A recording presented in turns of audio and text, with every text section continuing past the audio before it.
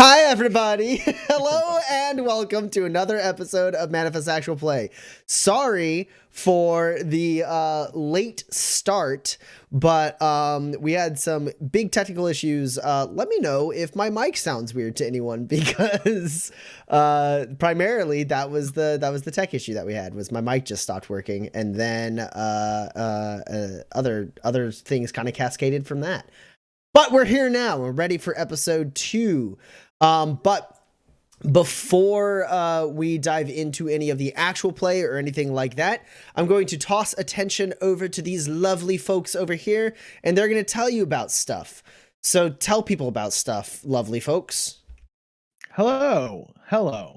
As you may or may not be aware, May is Mental Health Awareness Month. So our charity for the next couple of weeks is going to be, well, I guess the next week or so is going to be the National Alliance on Mental Illness. So NAME or NAMI envisions a world where all people affected by mental illness live healthy, fulfilling lives and are supported by a community that cares.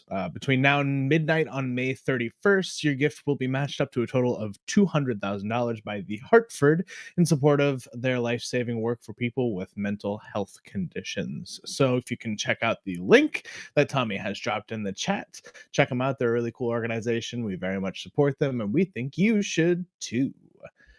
And I'm going to pass it on over to Roman. Hello, yes, I'm Roman, and it's finally time you knew. Hey, everybody. Thank you all so much for joining us. It's Tuesday. It's Wednesday now. Oh my God, my catchphrases, they're all different.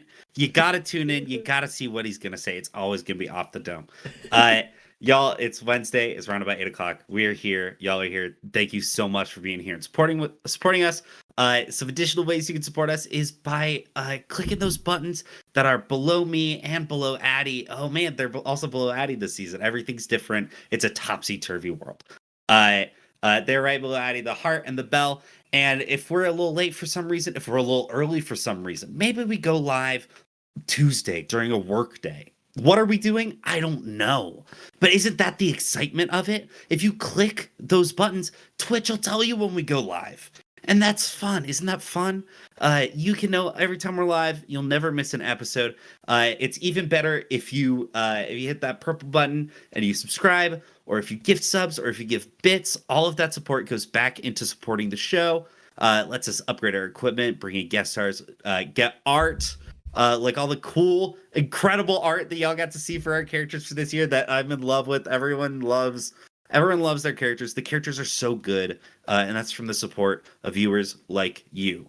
So thank y'all so much. If you have Amazon Prime, you get a pre-Prime Prime gift subscription. If you don't use it on us, I will cry. If you do use it on us, Jeff Bezos will cry. Make the rich man cry. Support our stream. We love y'all so much. Please follow our socials for all of the announcements and all of the latest up-to-date stuff around Manifest. We appreciate y'all. Thank you so much for rocking with us. And now I will toss it on over to the lovely Addie Gia. Hi, everybody. So guess what? I'm going to talk about the fact that Waypoint has the Patreon. What? Did you know? I knew. That's what I'm telling you. You can go to patreon.com/Waypoint Game Designs. And I'm going to get the link one day. Sign up to become a patron. You get an exclusive behind the scenes access to not only our development process and like a cool like blog every month and an adventure and like other cool stuff that you can only find out if you're a patron that I definitely know.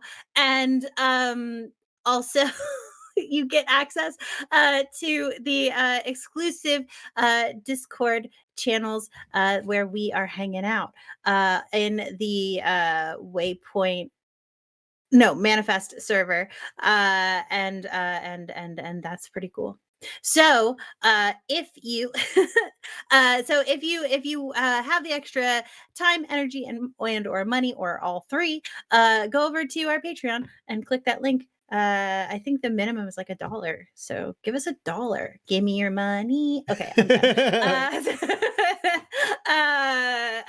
Luna, thank you for the follow, by the way, and appreciate you. And Tommy's gonna lie to you What? about the economy.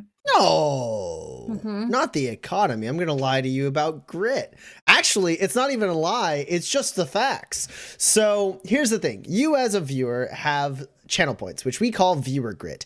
You can spend your grit to gift in-game grit to either the GM or the players. Grit is an expendable resource in Manifest the RPG that allows the people playing to manipulate the dice rolls. It lets me raise the stakes against the... Somebody is typing. I can hear it. Me.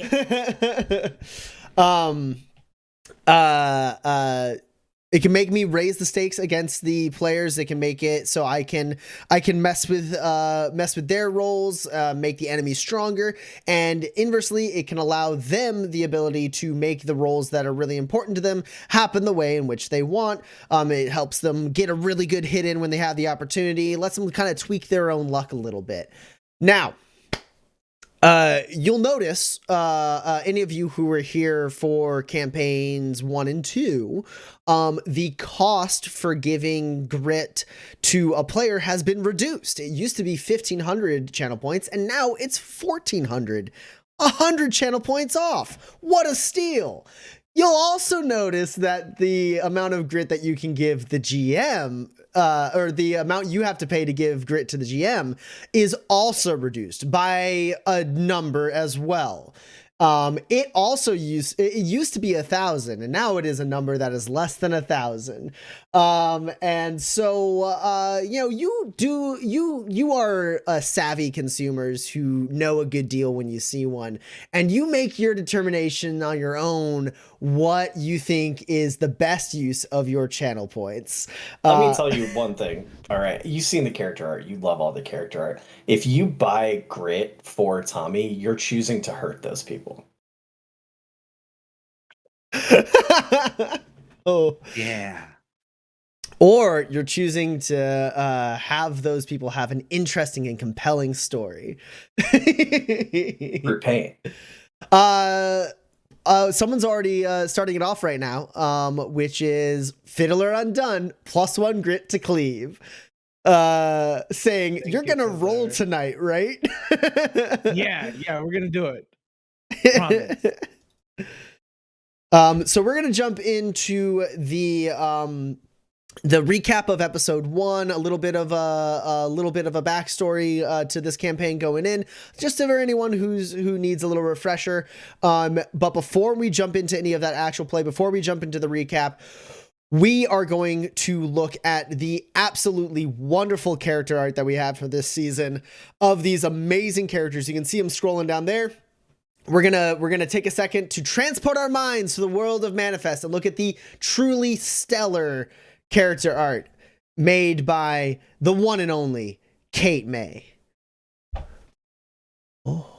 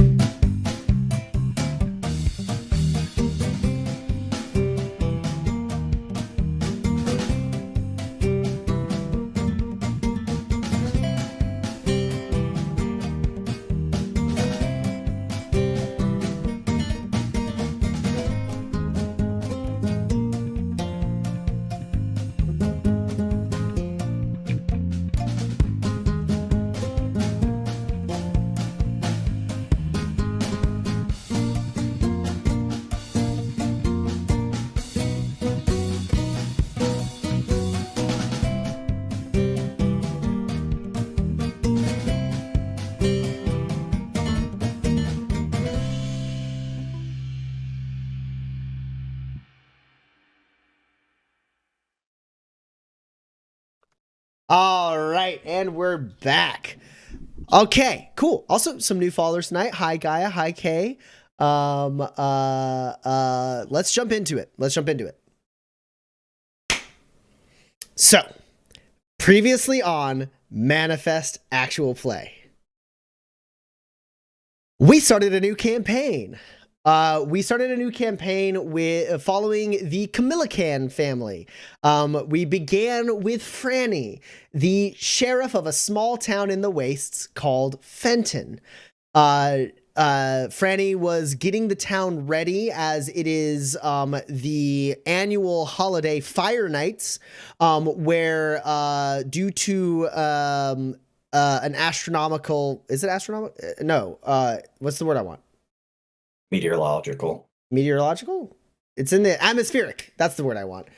I was searching for atmospheric. An atmospheric event that happens once a year on Manifest, where massive shifts in the pressure of the planet cause storms planet-wide as cold, frigid air pours down from the North Pole and collides with the hot, humid air of the South Pole of the planet, creating storms all over the place. The wastes, for anyone who is new to Manifest, are located on the South Pole of the planet, so it is the hottest part of the planet due to the planet's strange orbit around the sun, and therefore, effectively, it's kind of like hurricane season right now.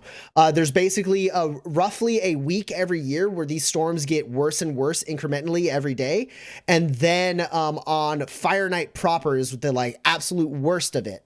And on Fire Night proper, throughout all these nights, it's kind of tradition for everyone to kind of band together, get indoors, get safe from the storm. It's looked like frowned upon greatly to turn people away on Fire Night itself, because you're basically sending them out to effectively be in like either a blizzard or a hurricane or a massive hailstorm or something like that. So people kind of communities come together, they look out for each other, they help each other out, and also like other traditions that built up around this, like the exchanging of gifts and various like specific religious attachments to this kind of planet-wide holiday. So it is, we're ending day, we're about to be 3 days away from Fire Night proper. We are well into Fire Nights, and we are in the small town of Fenton as the Flywheeler Nomad Pack has arrived to kind of settle down for a little bit, hunker down for Fire Nights. With the Flywheelers are Cleve and Paige Camillican, the patriarch or the patriarch and matriarch respectively of this family, the Camillicans. Paige is the resident teacher of the Flywheelers, and Cleve is one of the scouts. I think maybe the head scout or second, like definitely senior scout of the Flywheelers. Yeah. Flying around in a jetpack while Paige carts the most precious cargo around in her battle wagon school bus. The Flywheelers have rolled into town to visit Franny, who lives there, and Max, who is also visiting. Max is Franny's twin. Max is a little bit more estranged from the family. More light to be shed on that perhaps in the future. So far, what we know for sure is that at some point in the past, Max definitely deviated from the family and is kind of seems to keep the family a little bit at an arm's distance, seeming to show no interest in rejoining the Nomad Pack, maybe ever. So all these family members came together in Fenton as the town was repairing some damages from last night's storm and preparing for what will be worse storms in the coming days. And that's when things got weird. A strange man who was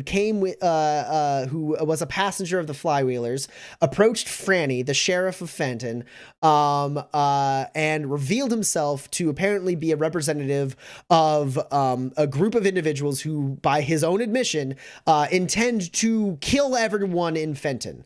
And he offered Franny crates full of supplies and 1,500 spurs, which is a significant amount of money, in order for the residents of Fenton to leave town and never come back. As a gift, instead of getting murdered by this man's associates, this man's name, Dimitri Giannis, instead of getting murdered by his associates, the town could just leave, even though the storms are getting worse. Franny, appropriately trying to defend her town from someone who was threatening it, locked this man up, called in Max as the potentially the only other illuminated person that Franny knows, and definitely probably the most illuminated person that Franny knows, to watch over Dimitri Giannis after Franny, who is also illuminated, realized that Dimitri seems to have some illuminated powers himself, specifically very creepy ones, that are very unnerving, as this vampire-looking motherfucker, as Max would say, is now in a cell patiently awaiting his compatriots, apparently.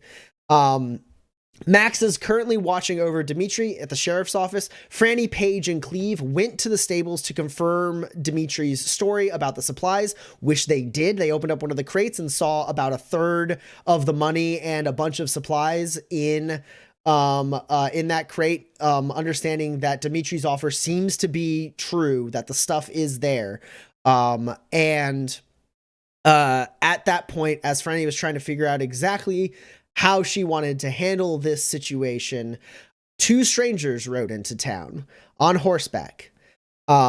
Two strangers who Paige was able to identify by their gear as capital G gunslingers, pistoleros of legendary renown. These sort of righteous gunfighters who like ruthlessly hunt down and murder evildoers. They're more of a little bit more of a legend than to most people. Not very often do people get a chance to actually encounter a gunslinger, or at least know that they encountered a gunslinger. But two gunslingers rolled into town and introduced themselves as Quentin Lemaire and Cordelia Gray. Now, this is where I have to take a small aside and say to anyone who is unfamiliar with campaign 1 and 2, this promptly set this campaign 200 years prior to the other two campaigns, because Quentin Lemaire died in like 2030, or not 2030, 230. Quentin Lemaire died, no, not even that. Quentin Lemaire died in 224. This campaign is set in 222. And Quentin Lemaire is still very much alive, and has rode into the town of Fenton with his apprentice, Cordelia Gray, in order to assist, at least they say, as Quentin Lemaire hops off his horse, holding the reins casually at his side, and introduces himself to Franny and says, "I think we might be able to help you." Quentin Lemaire... I don't want to derail the wonderful narrative here, but you did want to run through everyone's advancement triggers, because we didn't last episode. I super appreciate that. There's also one other note, which we're about to see, I think, here in a moment. In the carousel below me last episode, Paige's stats were wrong. I had Paige's personality and reasoning swapped on accident. So those have been, Paige's stats are now actually properly represented here. Doesn't matter. There wasn't a lot of dice rolling in the first episode. But Paige did roll lore to be able to recognize that these were gunslingers. So yeah, get used to that. Okay, yeah. So yeah, let's do advancement triggers. So we should have done this in the first episode. We're going to do it now, which is the way that players gain experience points and manifest the RPG. They are based on whatever path they chose at character creation. They are given a number of advancement triggers that they can, which are basically narrative touchstones that they can strive to achieve in order to get everyone who's playing XP. So each of you have 4 advancement triggers. Let's talk about your advancement triggers. Let's start with Cleve. I'm just going to do a clock. Love it. So Cleve's advancement triggers, again, he is a nomad prospector, and his first one is something valuable is found in the wild. The second is a natural obstruction is overcome. The third is you risk your well-being in the hopes of collecting on an investment, and the last one is you stake your claim on a collection of natural resources. So if any 4 of those things happen during the session, all the players will get XP, and if Cleve manages to hit 2 of those triggers in one session, he will get an additional grit. So keep an eye out for those things for Cleve. The ones that specifically specify you have to be done by Cleve, and the ones that just say this happens, it just has to anyone. It can happen to anyone. Cleve doesn't even have to be there. It just has to happen in the session. Paige, how about you? What are your advancement triggers? Yeah. Paige is a nomad teacher. Her advancement triggers are a vital lesson is imparted. A bit of lore proves relevant to the situation. You help someone solve a problem using your wits, and you are compensated for your knowledge. Alrighty. What about you, Franny? Sure. Mine are someone's innocent or guilt is proven, a local law is enforced or observed, stolen property is returned, and you investigate a crime that has been committed. All right. And Max. Yeah, I'm an outcast gambler. My triggers are you push your luck despite a clear and present chance of failure. You have a string of terrible luck. You have a string of great luck. You choose a course of action that is more exciting than safe. I had so much fun with the advancement triggers for Gambler because every time I play a Gambler, I always choose just one, either the good luck or the bad luck. And it's like I'm making a gamble with just my advancement triggers. Like, do I think I'm going to do well or bad? Okay. So those are the advancement triggers. Those are narrative touchstones that if they happen, everyone gets XP. Right now, this is a party of level 2 drifters that they are very close to level 3. Okay. So Quentin Lemaire hops off his horse, about upper 5 foot, like 5'9", like 9 to 10 probably, in height. He's got sandy blonde hair pulled back into a ponytail, and a clean shaven face. His eyes are icy sharp blue as they look at you, Franny, and they betray a lot of time spent out on the road squinting against the sunlight, as there are lines in his face. This man's about 50 something. And Cordelia Gray, much younger, not like by a huge degree, but definitely like, mid 30s or so. Little more like friendly looking. She keeps her hair pulled back into 2 very tight buns on the back of her head. The 2 of them are wearing long duster trench coats, similar in color, and on their hips these absolutely beautiful, well-made hard caliber pistols. These legendary weapons of Manifest. On the hips of these gunslingers, and both of them with identical belt buckles as well, a somewhat like flowery pattern like engraved into them. And he addresses you, Franny, and says, "I think we might be able to help. At least we're hoping." Help.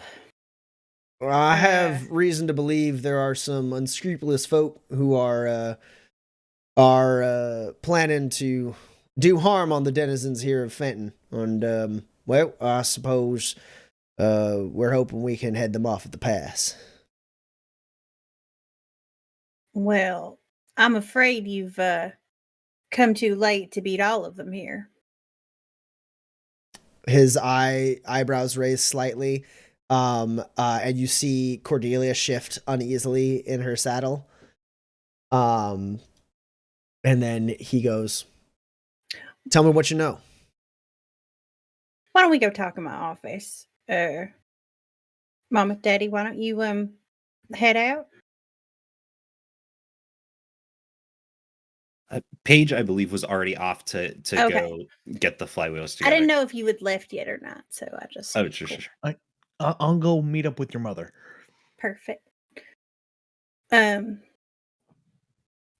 Your horses will be safe outside the office.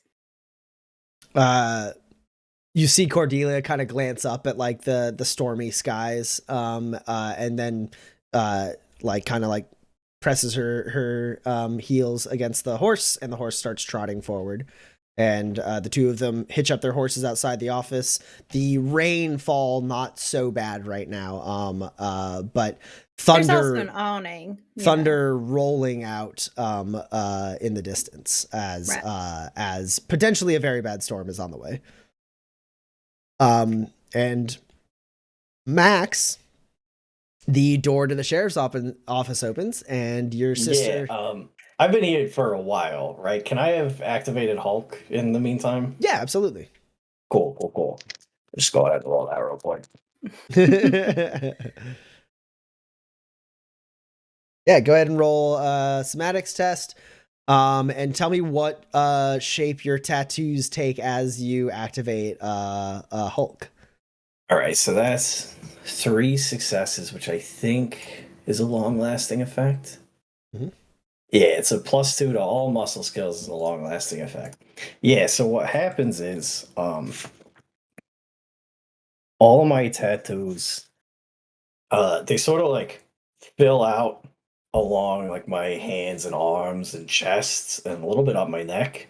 So it's sort of like a black background, but then they turn into like these little triangles, and it's like a mesh of triangles because I read somewhere once that a triangle was nature's strongest shape. And they just sort of like, I don't know this word because I ain't too bright, but they sort of like tesseract in on each other slowly, just kind of like warping in on themselves. Sure. And as they walk in, I've been here a while alone, so like, and like honestly, you and your friend the Wolfman and the Ghost of Fire Nights Past showing up really fucking ruined the holiday, but it wasn't exactly shaping up to be a good one, you know? Because like Ma did the thing she always does, which is like her and Pop roll into town and make a big stink about family, and then she finds something else to care about way more. So like, I don't know why we even showed up. Yeah, and you see your sister walk in, and following Franny's eyes are like a look to like wide-eyed and sort of like okay, now we're really in it is kind of the twin speak. And two figures step in behind Franny. I mean, you could roll to be able to identify them as gunslingers, but what you can definitely like immediately understand is the way they carry themselves, the weapons they have on their hips. These like if nothing else, you think they're at least marshals. Like you're like lawmen. Yeah. Like I know the fucking look.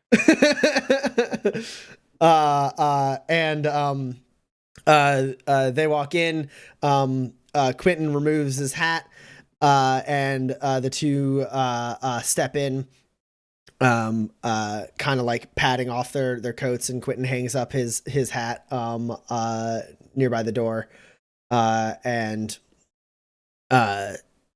looks at you, Max, and then turns, like they just both kind of size you up really quickly, and then you also see them notice the unconscious, handcuffed figure of Dimitri Giannis in the cell.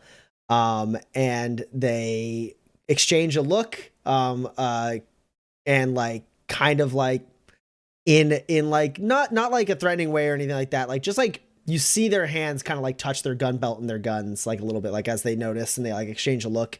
And then Quentin says to you, Franny, I see. Right there's a real nightmare of a man. Dimitri Giannis? Is that the name? That's the name he gave me, right? Yes, yeah. He did Okay. introduce himself as Dimitri Giannis. That is the name he gave me. Yeah. This is my sibling Max. Hey, Oh yeah, you are wearing a deputy badge. That's right. You were given a deputy Sure Currently badge. am. my temporary deputy. He nods and goes, "Pleasure to make your acquaintance. I'm Quentin Lemaire, and this is Cordelia Gray." Cordelia just kind of steps off to the side and just like zeroes in, staring at Dimitri. Her hand not on her gun, but definitely like her thumb hooked on her gun belt, like watching, just ready. so what? Are you through like marshals or something? Not quite. Oh, all right. So this is the thing where like me and Franny are gonna leave, and then there's gonna be a big gunshot. We'll be like, "Oh no, he killed himself in his cell." I don't think we need any. There's any need for theatrics like that. What has this man done to your town? Currently, just threats to kill literally everybody here if we don't clear out. And well, that is against the law. So he And is currently under arrest. Cordelia goes, "Well, at least we didn't travel here for nothing." And Quentin goes, "Well, if Giannis is here, the rest are soon to follow, or whoever he's got working with him for this. What I don't understand is why here?" He kind of like says to Cordelia, and Cordelia shrugs, and he goes, "Did he tell you what they wanted? Why they targeted Fenton? We've heard rumors that this was what was happening, but honestly, this was a bit of a long shot for us." The information was not very forthcoming. Said a lot of words, Just- but not much content. Mostly just theatrics, he says, like kind of grinning at Max. Sort of. He came in all polite like, if you can call creepy polite, and said that he had money and supplies for the town to leave and never come back. And then anyone who stayed would be slaughtered. And we had until fire night. Well, that gives And of us course, I time. told him no. But then Yeah, this dude's the fucking. answer might be yes. So He's cranked to the fucking gills on Shine, if you know what I mean. So like, yeah. Him and his whole crew, it turns out. He runs with a gang, really a cult. Call themselves the Cut. We don't know too much about them, but, well, they've been more active in recent years than they have in some time. I mean, rumor would have it the Cut's been around for centuries, maybe going all the way back to the Factory War. Strange secret society, but they're bolder now than they ever were before. They're under new management, and they're led now by 13 extremely powerful, illuminated individuals. all right. So Franny, I think we're just gonna pack up the town, take out Knight's I've Town, already and put leave. mama and daddy on it. Yeah, all right. This ain't that great of a town. We'll get out of here. That ain't exactly it either. But yeah, you'll be heading out with the pack. I know it's not what you want, Max, but Hey, can't so it travel. sounds like you're gonna stay. This is my town. All right, you gonna die over no people in the town? I gotta see what comes of it. There may not need to No, you come don't. to there's two things to be considered here. It may not need to come to that. For one thing, I mean, I don't expect you to want to rise up against the cut just based on their reputation. But whatever it is they're planning to do here with Fenton, to Fenton, whatever it is they're looking for here, if we can figure that out, that's the most important thing. If we can get that out of town, then that's worth running for. Because whatever they're planning to do, it ain't good. We're talking, you may think, I don't know what experience you've had with killers, but these folk, they transcend that. They're worse. We're dealing with monsters here. Well, people are still people, no matter how scary. But there ain't nothing special about Fenton. We're not even near anything. Everything around here is totally non-potable water and marshlands. Fenton's the only thing for miles. There ain't nothing special here. It's just about No mine. No nope. relic Just from an old settler, a mayor, something with the LRC tower that makes it special. Oh, No. you know what? Actually, a guy left his magic sword here 100 years ago. Max. If we can figure out what it is they're after and we can get it out of town, it's worth it. Otherwise, I'm If- sorry, sir. There ain't nothing here. if we can't figure something out, then honestly, this is the first time we've been this far ahead of the cut. And as you can see, he gestures at the unconscious man in the cell. We ain't even that far ahead. But what we have is an understanding of where they are. We always catch them in the aftermath. We understand where they are and where they're going to be. You said they're coming on Fire Night. We even have a day. A specific day. We know they're going to strike. Now, you got a nomad pack here. We know that they're going to be well armed. You got folk here who know how to hold a gun. We can stand our ground and take the fight to them. These people are powerful, yes. But when it comes to defeating them, strength in numbers is going to be our cause. They can't hurt all of us at once. And those of us that make it through can get the job done. Hey, so which is it? Are they monsters that transcend what it means to be a killer, or are they dudes you can shoot to death? Because your story ain't really matching up, and it sounds like you just said half this town's gonna die. If that's what it's going to have to take to stop them.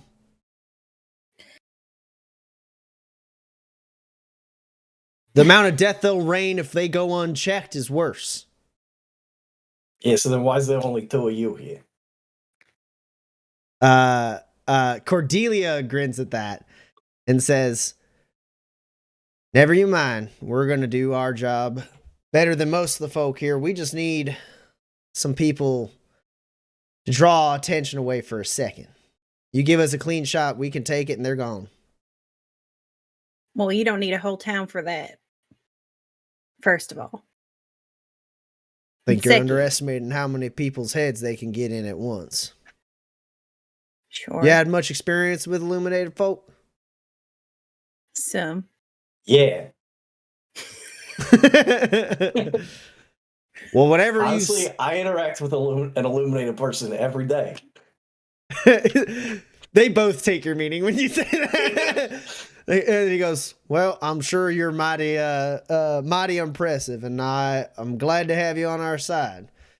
It goes a long way to have someone with some extra barriers to put up. Hey, dude. I ain't on your side yet. He looks just at Franny. Okay. So here's the thing. My responsibility is to keep the people of this town safe. So if people from this town want to stay to fight, I will help you stay and fight to protect them. But it's my job, literally, to send them away. And Into the fire night storms?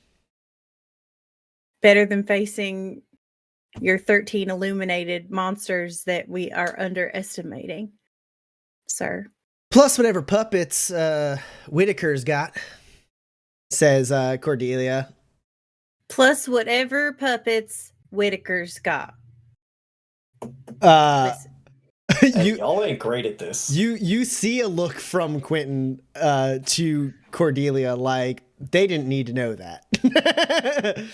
the only person who could handle a rifle that's not in the Nomad pack, other than literally the people in this room, has gone missing. He's our resident hunter, trapper. So you're asking for cannon fodder for people to stay. I'm asking People- for the chance to win a war before it starts. Why is that my town's responsibility? You got folks who you don't think can even shoot half straight. You hide them up in that church on the hill. You keep the Nomad pack here, and they can tend to the perimeter. We find out where these folks are coming from. Cordelia and I can take the heavy lifting of the work. We just need enough heads on a swivel that we can hold our own. How come there's only 2 of you? Franny does not laugh.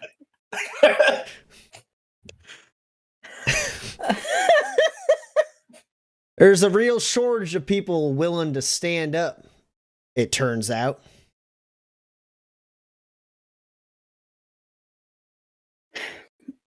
What, the 2 of you started a 2-person club to fight a war? No, they're gunslingers, obviously. Max. Oh shit, like the real ones? Yeah, like real ones. Is there supposed to be more of you? No, like explain it to me. If this is really fucking important and this is a war, how come you're fighting it with 2 people? As Quentin starts to look frustrated, Cordelia goes, first off, you might have, in a storybook or two, been led to believe that gunslingers are just around every corner. They like to make us the boogeyman for kids who want to step out of line. That ain't exactly it. There's only a few hundred even in just our guild. Now, on top of that, to illustrate how dangerous these folks just might be, we have reason to believe that they don't need to know this, Cordelia. Hey, no, actually, I think I might. There might be reason to believe that the cut is meddling in gunslinger affairs. If there was going to be a unified force that would be able to stand up against them, you'd think it would be the gunslinger guilds. Right now, we're all at each other's throat. And the more and more me and Quentin dig, well, the more and more things start to point towards the cut. They're up to something. They're planning something. Now, right now, the 2 of us is all you get. But one gunslinger alone can defend a town this small against an army. So, I guess my question is, are these 13 people plus whatever puppets Whitaker has equivalent to or greater than an army? It ain't going to be an easy fight, with or without your folks. But with your folks, it gives us an actual chance. I think there are probably about 17 guns in this entire town. We are in the middle of nowhere.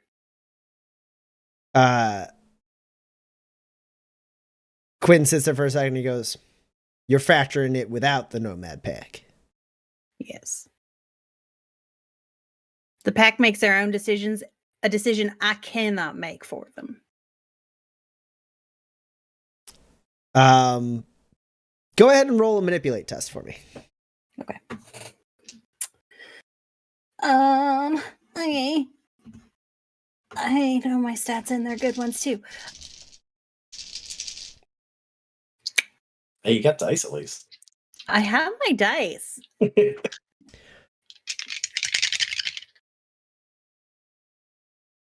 can have a +2 to this. That is.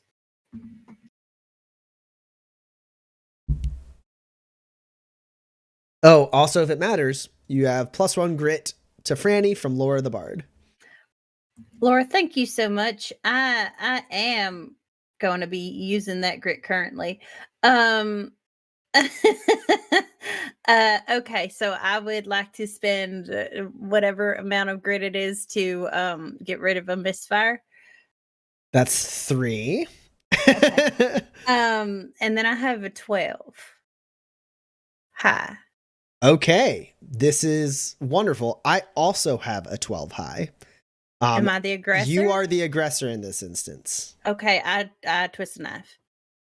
Okay, so that's another 2 grit. So you should be at 4, right? Yeah. Yes, I believe I'm at 4 grit.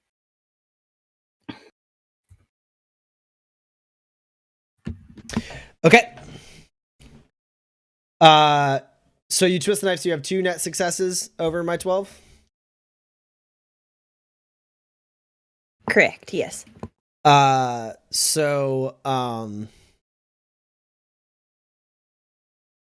They sit there for a moment,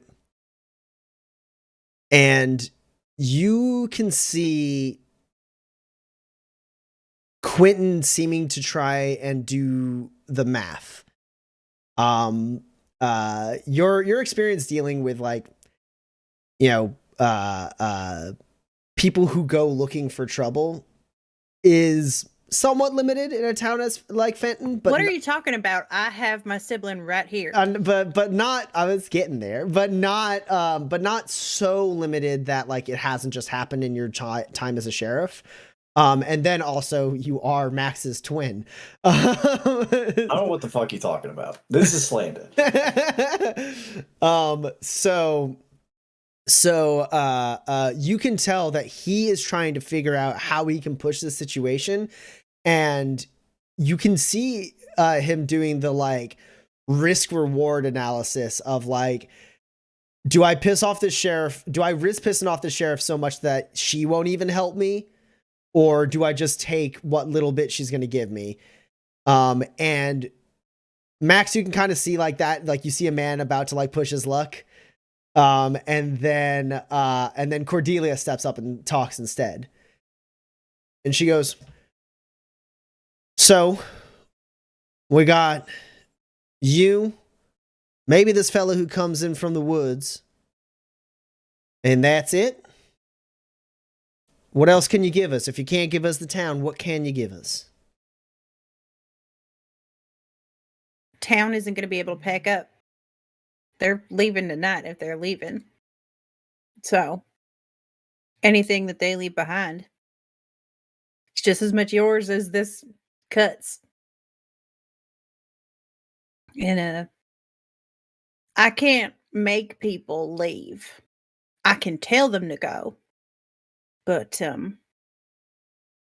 I'll make their case. I'll make the case, and then they'll decide what they want to do. I imagine we'll have a bus and a motorcycle and a jetpack.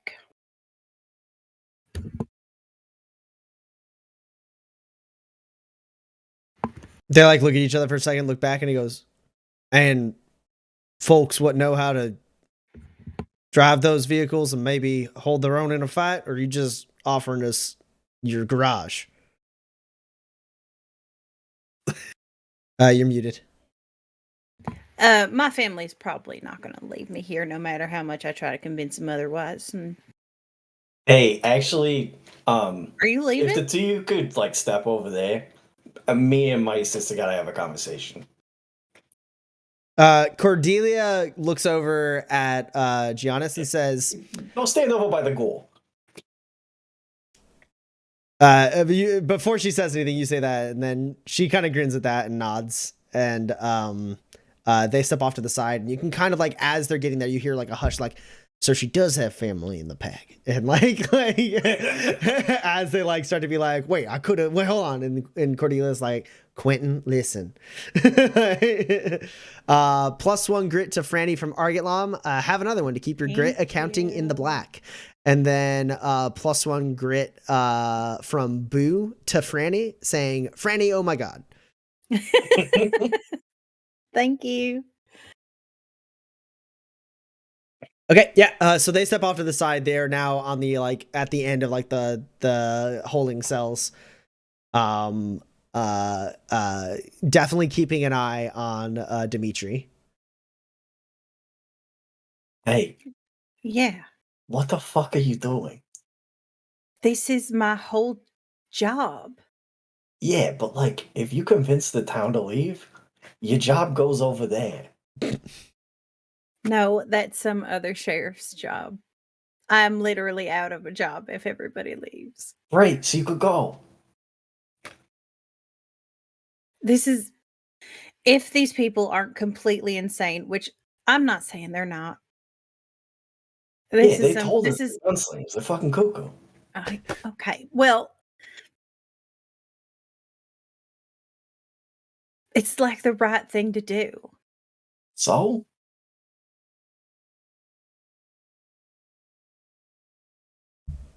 So, Max, Explain to me what's right about you and these two fucking weirdos we ain't never met getting killed by a bunch of cultists for who knows what. but what if we can stop them? What if we can even just make them not be here anymore? Everything that's ever been anything in my life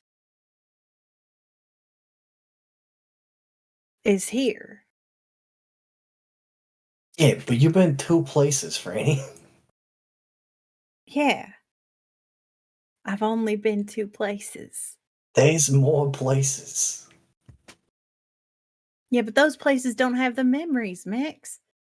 Sure they do. You got them. What, you gonna forget as soon as you leave the town? Is the town cursed? Maybe that's what they want. You leave, you forget. It's the right thing to do. It's the right thing. Do you want to give the town to the vampire man that you called him? Do you want that guy to win? Honestly, I never gotta see that motherfucker again. I don't give a shit what he does with the town. We should take the supplies, take the people, get out of here, and make a new town. Make a better town. Blackjack and hookers.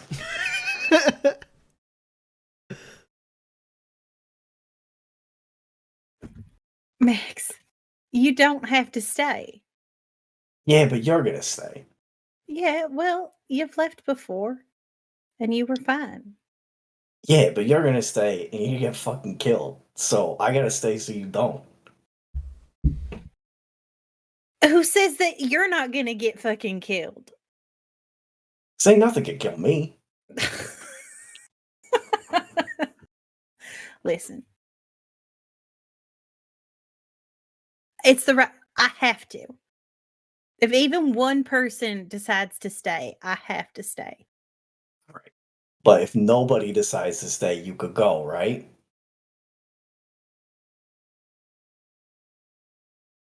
Yes. Would you? If literally no one stayed and we found Byron, I would. All right. I feel like you're moving the goalposts on me on this one. I feel like you're just gonna. I did, and I'm not ashamed of it. All right. Listen, I think this is bad and you shouldn't do it. It's the wrong choice. But if you're going to stay, I'm going to stay to make sure you don't die. Okay.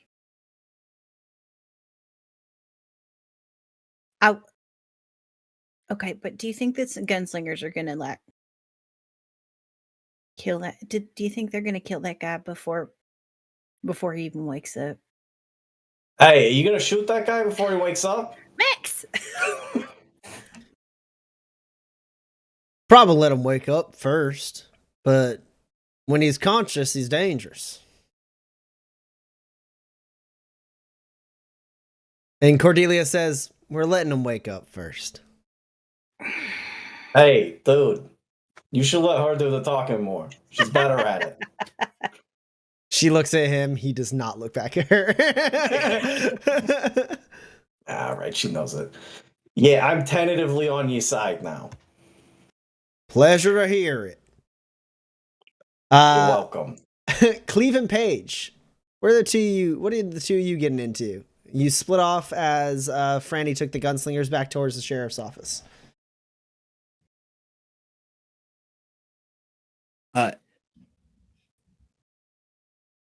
Yeah.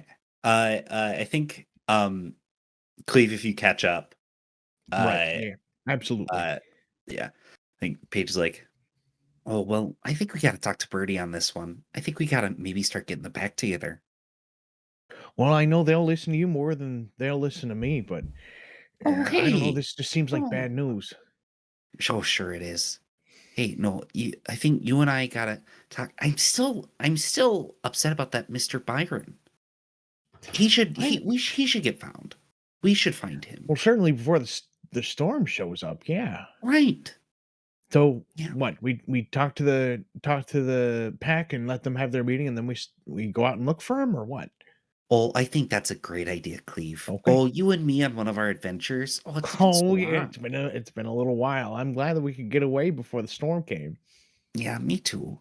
Just a little thing for us, and then it'll be us with the family together. I don't know, figuring out this crisis and whatnot. But yeah, whatever we do, we're together, and it's Fire Nights.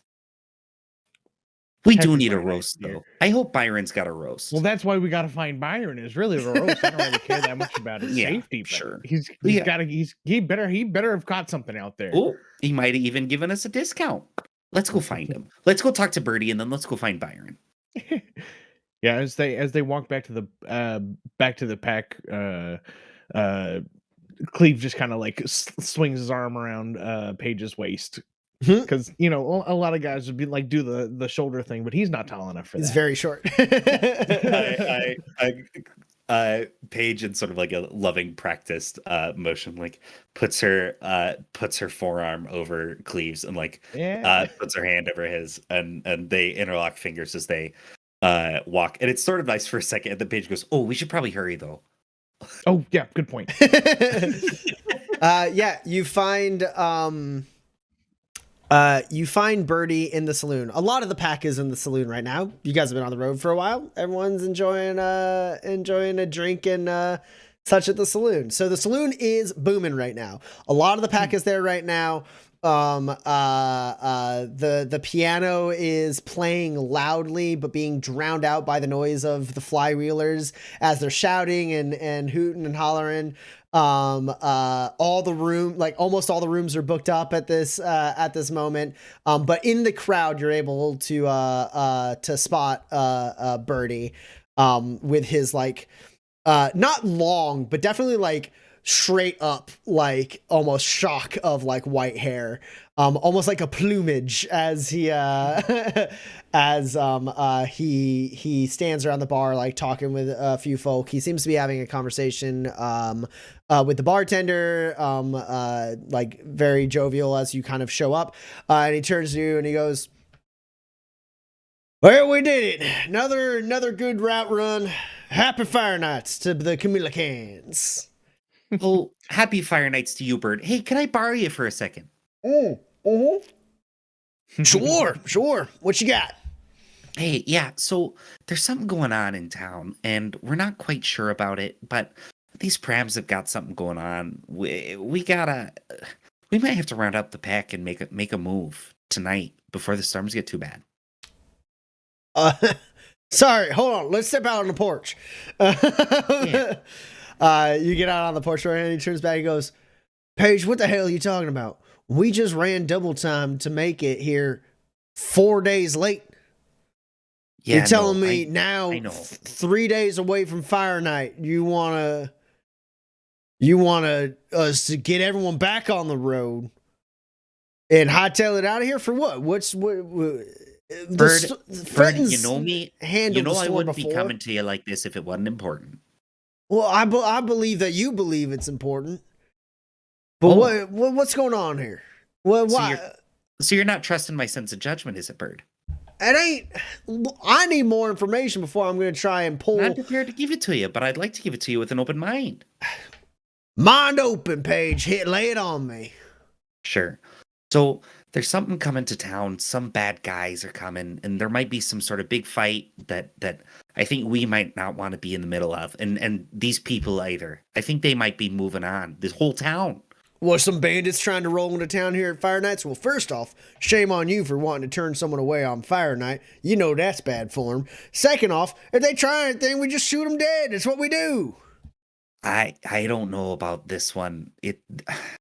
Look, I'm going with what my daughter said, but it sounds like this might be bad news. A couple of gunslingers showed up about it. These guys ain't just bandits. They're something bigger.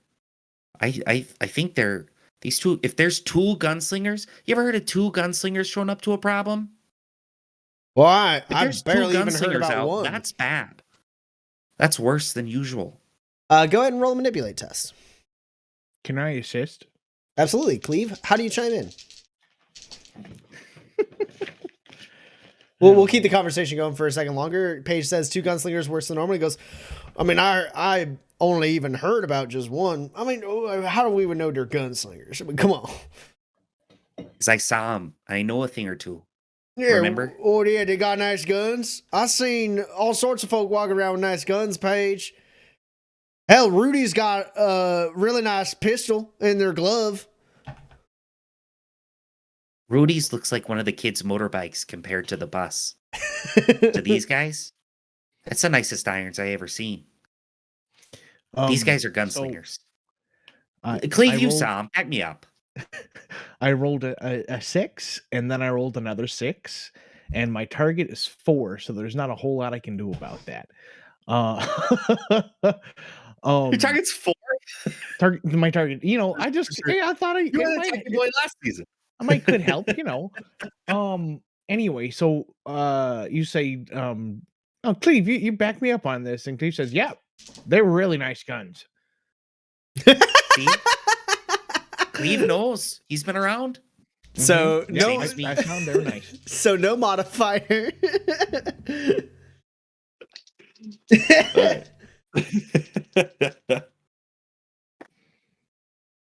Oh. You are up against a 10. Oh, well. Am I the aggressor? Yes. Yeah, you are actively trying to tell this person to round up the pack when the pack literally just unbuckled their seatbelts. I'm gonna spend 2 grit and go this strong. Or not go this strong. Play the gallery. God, how long's it been? I haven't played this game in years.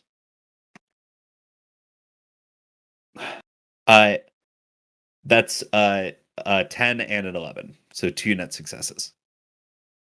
Okay. He sits there for a second and he goes, all right, fine. Pair of gunslingers looking into it. I mean, that ain't nothing to blow snot at. Now, all right, look here. Your Franny's the sheriff, I assume, is calling a lot of shots here. Mm-hmm. Yeah. Okay. Here's what I can tell you. You got me thinking maybe it's something, right? I mean, sure. Some bands rolling in town. I mean, I think the pack and a couple gunslingers should be able to handle it, but I guess if the gunslingers think that we should hightail it out of here and leave the job to them, I mean, I guess there ain't no arguing there, right? So I'll start spreading the word around. We can have the pack ready to go by the morning. But a couple people got their vehicles halfway through repairs at the stables. We can double time that overnight, get everyone out of here in the morning. So what I need the two of you to do is I need you to figure out a few more details about what's going on. Maybe send these gunslingers over to talk to me. Let me know what they think we should do, right? And if they say we drive in the storm, we drive in the storm. All right? We can make it to the next town if we have to. If we leave tomorrow morning. Sounds. Do I think tomorrow morning is fine? I don't think that I can't remember if you specifically have the knowledge that they said they're going to attack on Fire Night, but Fire Nights, you are on 4 days from Fire Nights. Tomorrow morning will be the beginning of 3 days from Fire Night. Sure. But it's a storm we can drive it. It shouldn't be. It gives us time. It's something we could drive in. It seems fine. Yeah. You have enough time to make it to the next town if you leave tomorrow morning. If you guys waited another day, then you would be pushing it, and also the storms would probably be so bad that it would be a really tough trip.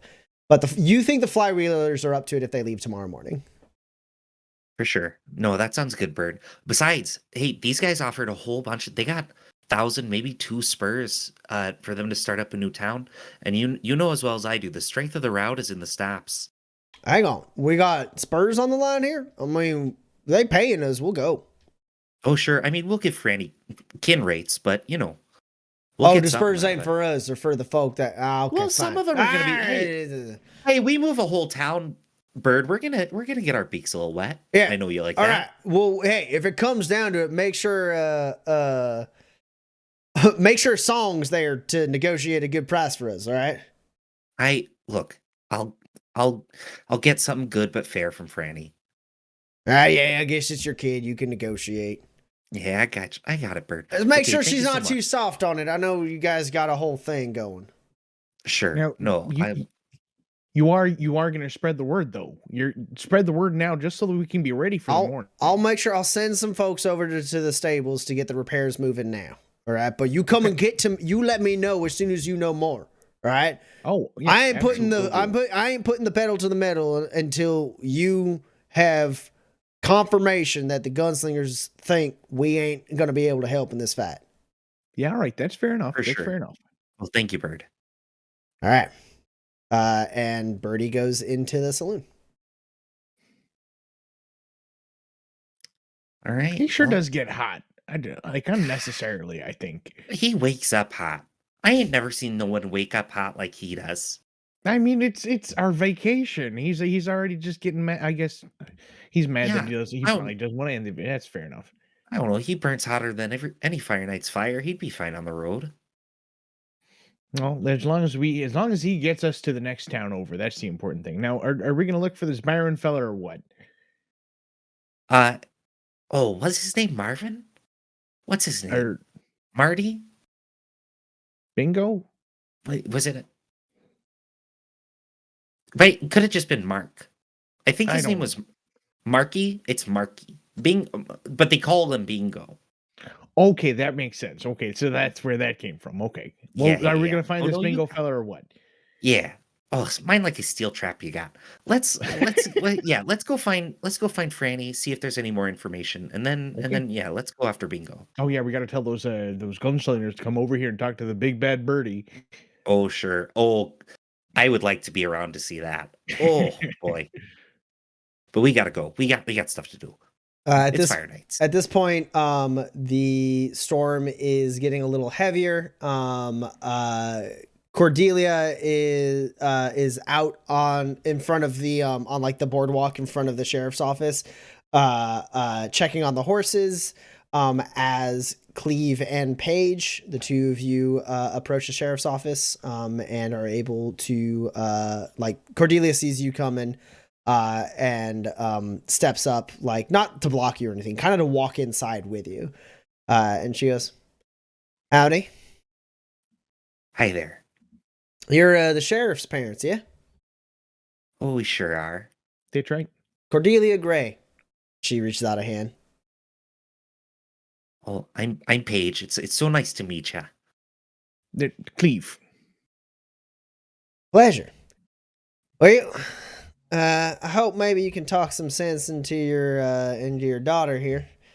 She seems to think town should just full hightail it out of here before we have a bigger plan. But at the very least, it's nice that we can count on your support. And she claps you on the shoulder, Paige, and opens up the door.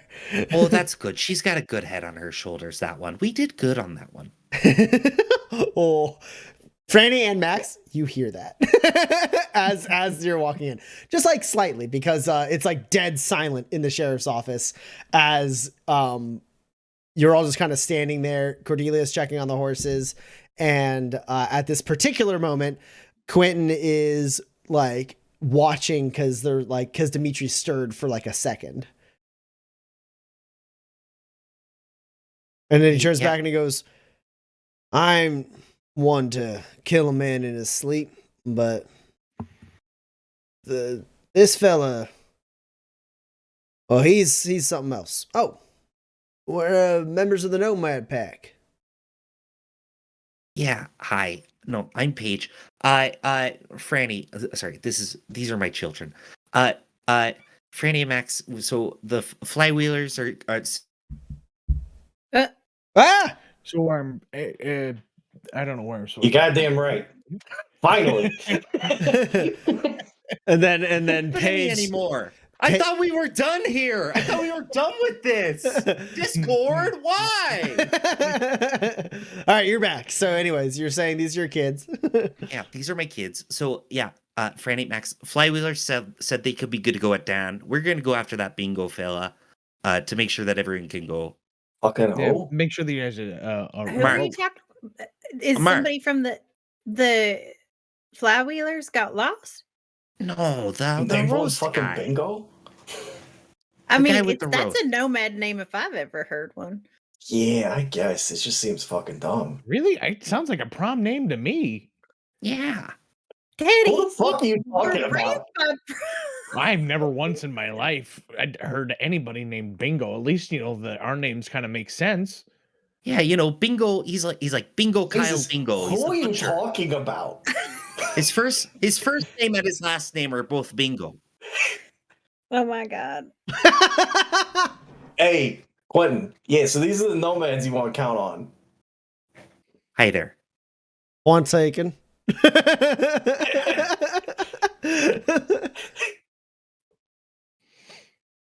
Who's this? Is this the Are fella? you talking about Byron?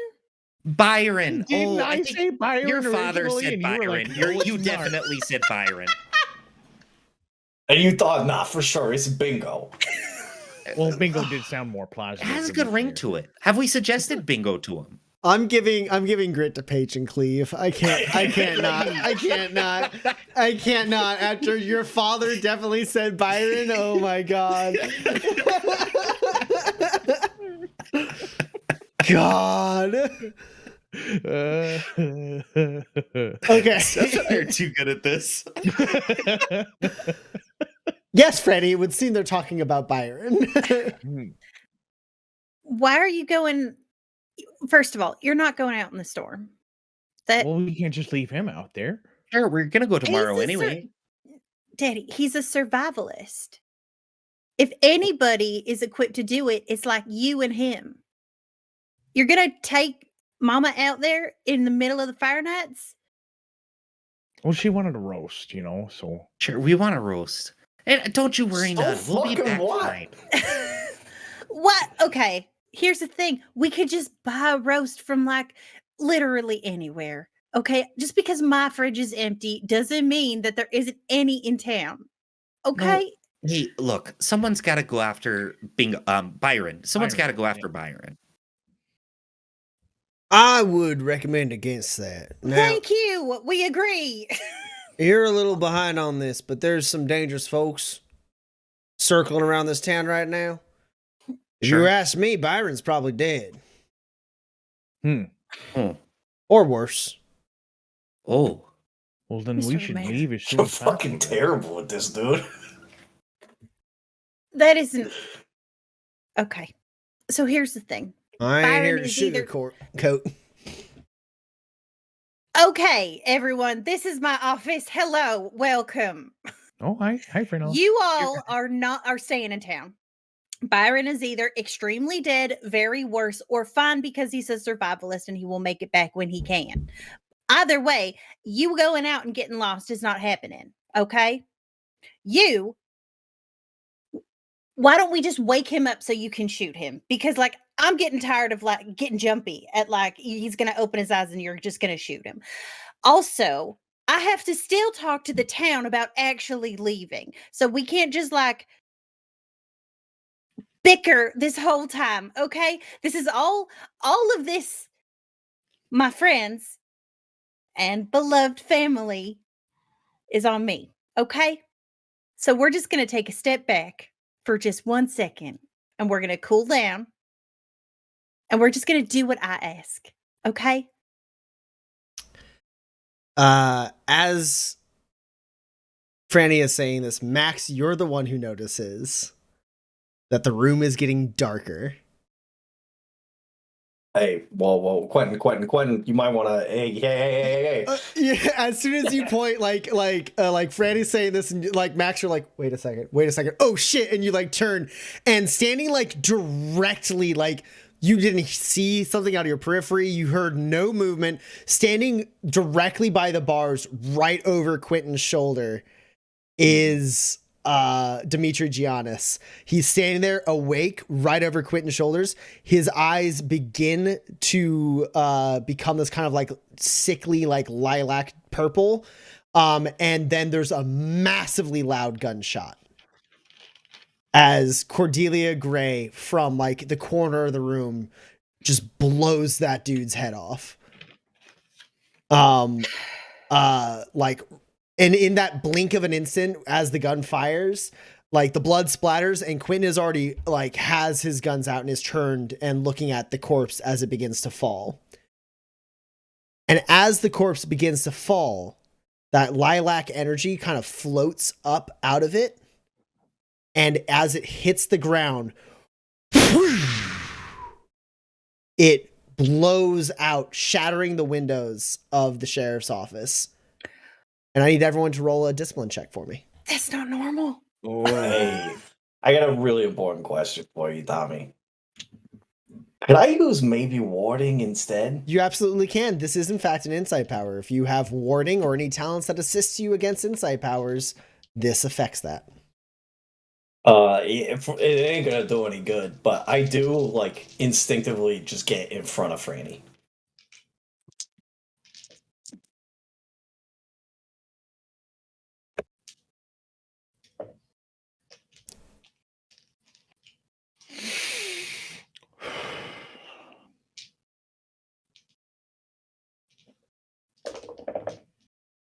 Okay. All of you can take a grit. Okay. Oh, this was the best grit I've ever spent. I forgot we could do a bamboozle. I'm so mad. Oh, no. We were all so surprised and bamboozled in the first place. So you all get a grit.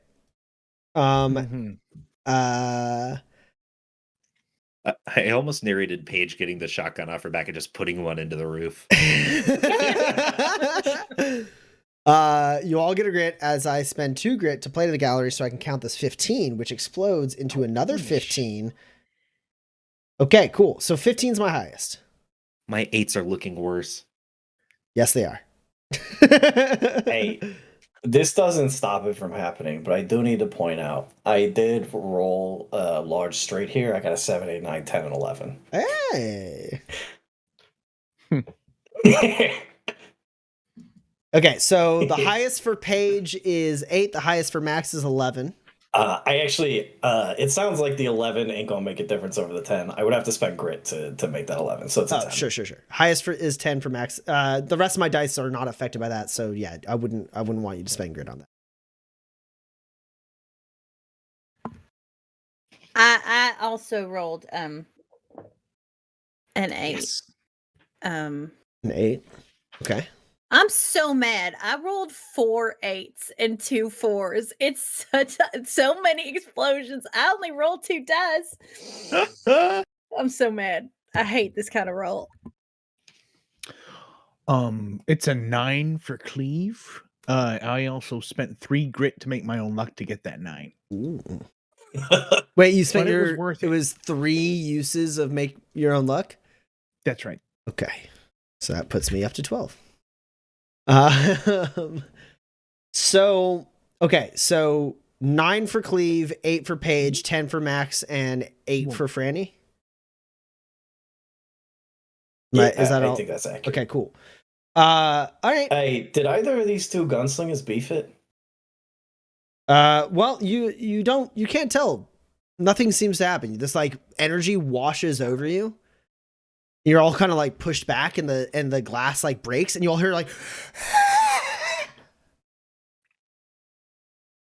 and I don't like that at all. and then It's a fucking silence. ghost.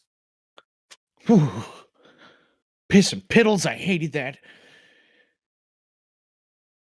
Hey, what the shit was that? Cordelia and Quentin exchange a look, and Quentin says, "I'm not rightly sure." I can't roll lore at that, can I? You can roll lore at a -5. I'll do that. It's my thing, and no one knows anything about this, so Yeah. I'm curious. Hey, could I roll lore at this? You can roll lore no modifier. You want to assist? No. I didn't think so. Should have made specific family drama advancement triggers. Oh God. Oh God. I got one success over here. Okay. You're pretty sure that was an illuminated power. Like, that was actively a power. It wasn't just some intimidation tactic. It wasn't just something passively happening. Like, It wasn't him like he died and something was released on accident or something. Like it was he like did a thing that was on purpose. targeted. That was a thing that was done. That's like all you got, is that like you have the knowledge that all of you just rolled a resist test to something. Honestly, I'm doing it. I'm doing it big, and I'm doing it right. I'm spending 5 grit to go it strong and play to the gallery. Holy hell. And now I have 5 successes. Ha! Okay. Wow. So interesting. All right, we're going to carry these successes through a little bit, Paige, because there's only so much information you can glean from this. But there's a lot of other questions that revolve around the situation, and you are like going to be firing on all cylinders. Hell yeah. So, first thing you can tell is that dude's an Everlight. You've heard about Everlights. You know what an Everlight is. An Everlight is an illuminated person. It is a rare occurrence that has... You're not even sure, like, you're not even 100% sure if it's been confirmed. Like, there's like legends of Everlights, or like theories of Everlights, of like people who could stay alive after their physical form is destroyed, you know, and like a lot of like ghost stories come from that, and a lot of things about like the afterlife and like spirits from beyond. Like, all of the origins of that have to do with people's like potentially true experiences with Everlights. You now are 100% sure that Everlights are actually a thing, and that was one. That's what you know for sure.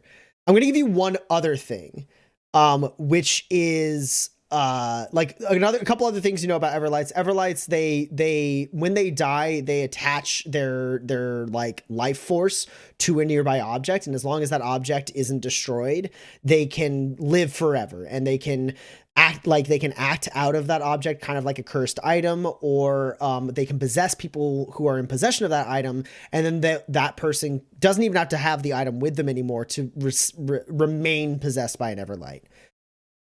Something about the way that just happened let you know that wasn't that dude becoming an Everlight. That dude always was an Everlight, and you actually, like, it's a little bit of a limb here, but based on like what you've heard about Everlights and how they attach to people and items, you're starting to think maybe that wasn't that dude's original body.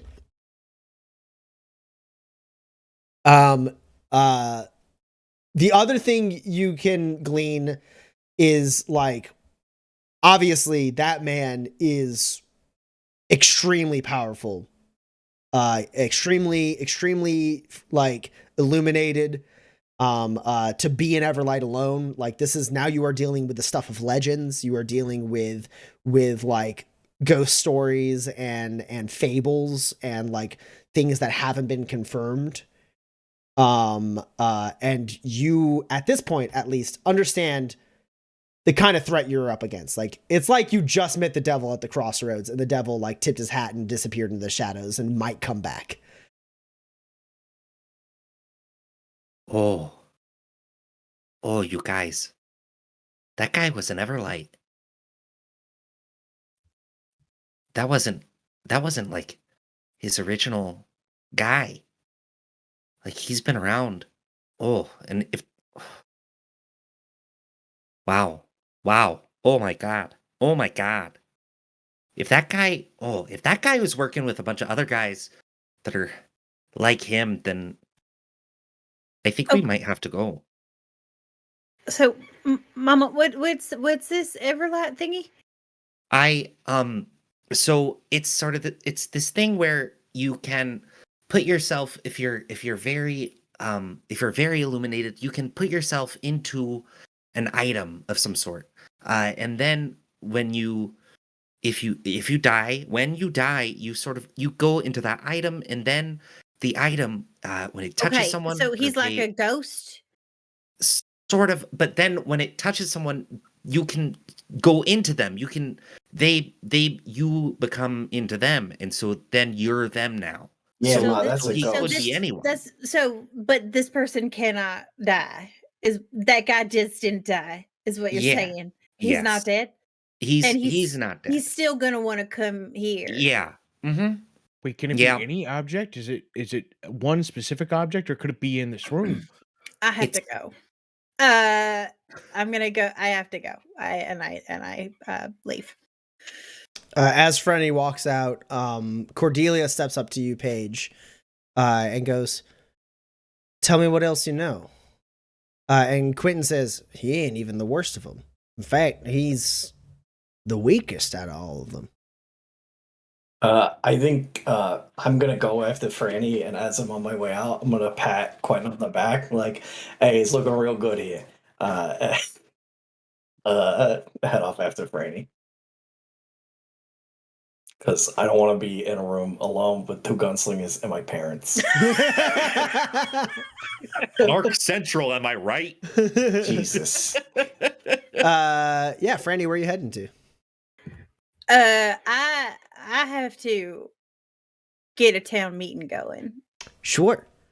So, go ahead. Oh no, I was gonna just like, that's really easy for you to do. Like, Yeah, no, I just send like I go to like the saloon or whatever, and like just send out like runners to go phone tree everybody. yeah. There's like one brief dramatic moment where, like, as you're kind of getting it going, like Raheem Post, the patron, actually like is like, hey, and like everyone's like talking everything, and then he pulls out a gun and shoots it into the roof, and the entire saloon goes quiet.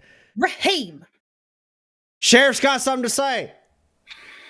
This water starts to drip on him. Fuck! Can someone pass it up? Sheriff, I need to extend my credit. We'll talk about that. Hey, you probably don't. Max. Yeah, you're able to send out runners and basically tell the people who are immediately at your vicinity in the saloon, town meeting's got to happen, and it's got to happen right the fuck now. As thunder rolls in, the storm gets worse. And the entire town and the Nomad Pack start making their way towards the church, as it is the place where most easily that many people can congregate together to have a conversation. Cleve and Paige, you're able to basically kind of, you've mostly said like everything that you know about Everlights. It's a lot of like, you're not even sure. Like, there's all sorts of stories, and who knows what stories have like even stemmed from those, right? And you haven't researched this explicitly. It's just a thing you happened to know. You're like, yeah, one day I read this one book that was like some crazy dudes raving on like Everlights. Yeah. Well, when you have two illuminated kids, you try to learn a little bit about what they're going to go through. Oh, so cute. And Cordelia listens raptly. And on the way to the chapel, as the storm starts coming down, like people are walking with like coats and umbrellas and like papers over their heads to try and like rush to the church, which is kind of hard because it's uphill, so it's like very muddy and bad. But there's like some built-in steps in the prelude to Fire Night so that people can still get up the hill. As Cordelia is talking to you, Paige, you're able to kind of glean the fact that like Cordelia is the brains of the operation between her and Quentin. Quentin seems to be like a soldier, and Cordelia is curious and also listens to people.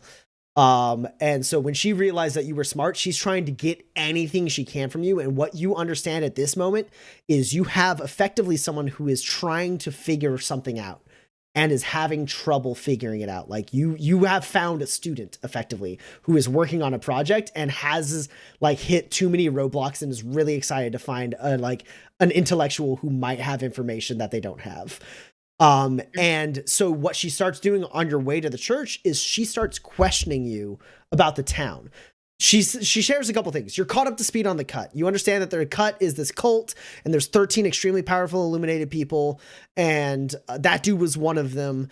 And like, she doesn't understand why they're targeting the town. So she starts asking you like, is there anything about this town that you think would be like of interest? Is there anything at all? And with that 5 that you got on lore, you know the answer. And it looked like you maybe Roman also knew the answer too. So I was just happy that I knew the answer. Okay, cool. Like that, like the only thing this town has going for it, the entire reason this town exists is the spring, the like spring of clean water. Like that's an extremely rare event on Manifest, like in general. But also like specifically on in the wastes, because a lot of Manifests like waterways are intrinsically like toxic or non-potable because of how harsh this planet is. So human life has a hard time sustaining off of the water here. There's only a few areas where the water kind of originates as clean. Otherwise, you know that woolly trout tend to do the job of cleaning a lot of the waterways as they migrate up and down the planet, and kind of like they suck all the toxins out of the water, keeping it pure and clean. Otherwise, most of the water on Manifest would be like Lake Jacobson. And so the fact that there is what appears to be an original source of clean water with like no woolly trout intervention whatsoever, like there's not a lot of places like that on Manifest, and you're not sure that there's anywhere like that in the wastes. Like maybe in the garden, maybe even in the Badlands, there's like some areas in the tops of mountains and everything, but this is just like almost sea level, like ground level spring out of the ground itself, totally pure, not at all affected by the massive amount of non-potable and actual toxic water that surrounds the ecosystem here. And that stands out to you as something that is like, I mean, at its very basic core, valuable enough to start a town around. Oh, well, it's got to be the water. It's got to be the spring. I mean, I suppose, well, it's one of the only sources of clean water around for, thousands of miles that occurs naturally. No woolly trout. Maybe there's something down there. Maybe it's, I don't know. There could be luminescence or some sort of illuminated power source down there. I don't, no one knows why the water's clean, but maybe they do. That makes Cordelia stop in the rain, like halfway up the like wood planks that are like staked into the hill leading up to the church. And she nods and goes, right. You go into the town meeting. Where's this well at? And you like are able to point it. It's like across the town on another elevated part of town, a slight hill. And she like nods and rushes that way. Oh, I follow. I'm a lifelong teacher as well as a lifelong learner, and I want to know what the hell's up. Okay, so Paige, you follow Cordelia. Cleve, sure. I don't know if you're nearby Paige. It seems like maybe you would be based on how you guys have been moving around. So, like at the very least, you probably notice Paige, who has been having a rapt conversation with Cordelia Gray. The two of them break against the crowd and rush to the other side, like towards the direction of the other side of town. Well, there should I just? Oh, are you? Okay, I'll stay with the. Okay. And that's where we're gonna take our break. Oh, it was too perfect to break up. Oh, wonderful. Okay, cool. So we're gonna take a break here. I got 10:20 on the clock, so it's gonna be about a 10-minute break. So we'll see you guys around 10:30. And then we will continue with episode 2 of campaign 3. Enjoy Waypoint, an original song by our very own Seth Lilly. Our Seth Lilly? This guy right here. No.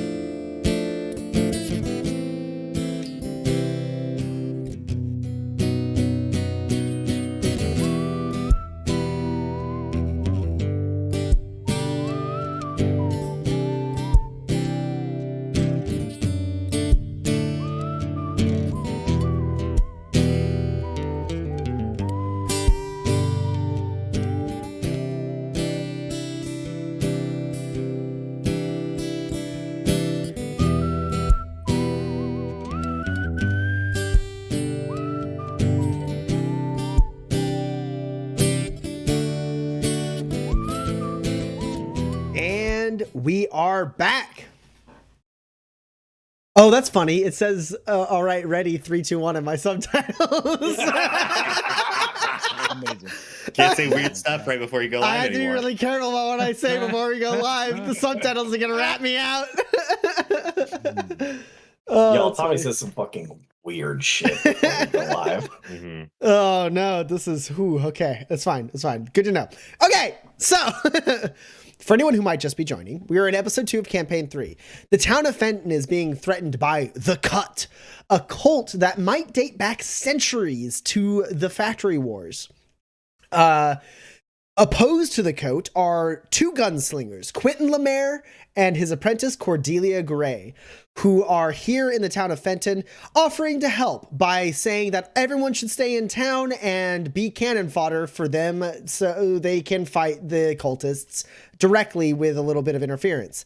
The sheriff of the town, Franny, is not a fan of that plan and has put the wheels in motion talking to her parents, Cleve and Paige, who are members of the Flywheelers, to start to get the ball rolling on the Flywheelers getting ready to leave with as many people in the town as they can to go over to the next town before the storms of Fire Knights get like so bad that the pack can't travel.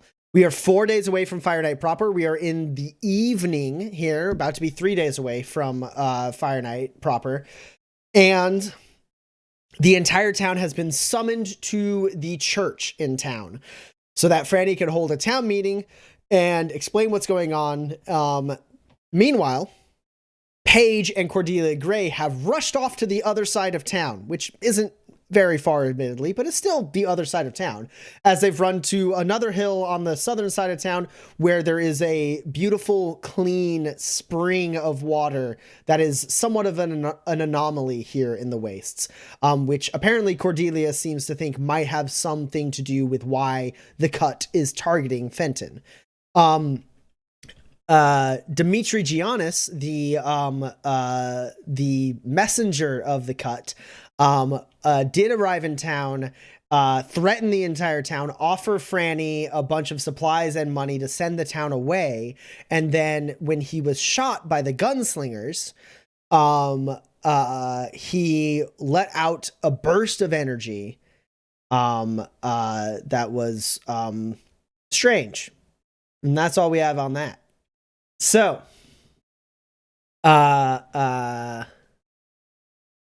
perfect.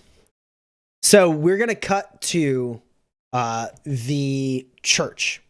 The church is packed with the town. Everyone's soaking wet. The storm is getting worse outside. It is now evening time. The lights, the windows are flickering with the light of the lightning as the storm starts passing over Fenton. You imagine this one's probably going to go until about midday tomorrow. Letting up a little bit as the sun comes out and helps warm the place a little bit, but right now it's really bad. In fact, it's generally like dangerous weather for people to get back home in at this point. But they are all here in the church. And Franny, you were up there. Right now the church is in the configuration of a triptych ceremony. So it's just like lengths of pews and a podium with the triptych symbol, the triptych triangle, etched into the front of it. And you are standing there at that podium, Franny.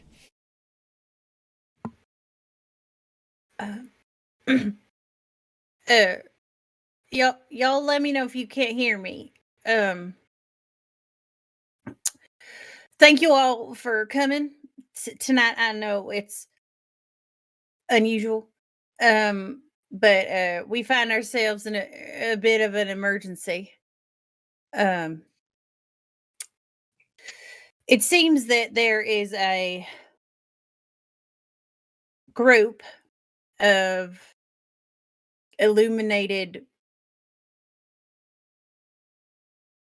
cultists with nefarious intentions on our town coming in on Fire Night. These fellas are extremely powerful, and they pose a threat to anyone who is here when they arrive. So y'all are they've provided quite a sum of spurs and supplies, and y'all are gonna leave with the flywheelers in the morning. The crowd begins discussing amongst themselves, raising from a murmur to a din extremely fast. As they're all like, what are you talking about? What's she talking about? How are we supposed to, where are we supposed to go? What is the storm? And like, people are shouting too many questions for you to get any clear words. Oh, okay, everybody simmer down. I will answer questions. Ain't there 2 gunslingers in town? Shouts out Birdie, from the side, standing nearby one of the pews. You see the small, slight frame and bright white hair of Birdie as some people part so he can make eye contact with you. He goes, I heard there's 2 gunslingers in town what are going to take care of everything. Now, the way I see it, the flywheelers and the gunslingers together, I mean, that's got to be enough firepower to withstand quite a bit of a threat. I mean, we ain't no pushovers, are we? And like all the nomads are like, well, we'll take them, yeah. Sure, Birdie. Go ahead and just have half of the people in this room. You pick left or right, which ones survive, because that's what the gunslinger said. About 50%. Where are these gunslingers at anyway? And stepping up onto the platform nearby you is Quentin Lemaire. This is Mr. Lemaire. He's the one leading this crusade against this cult.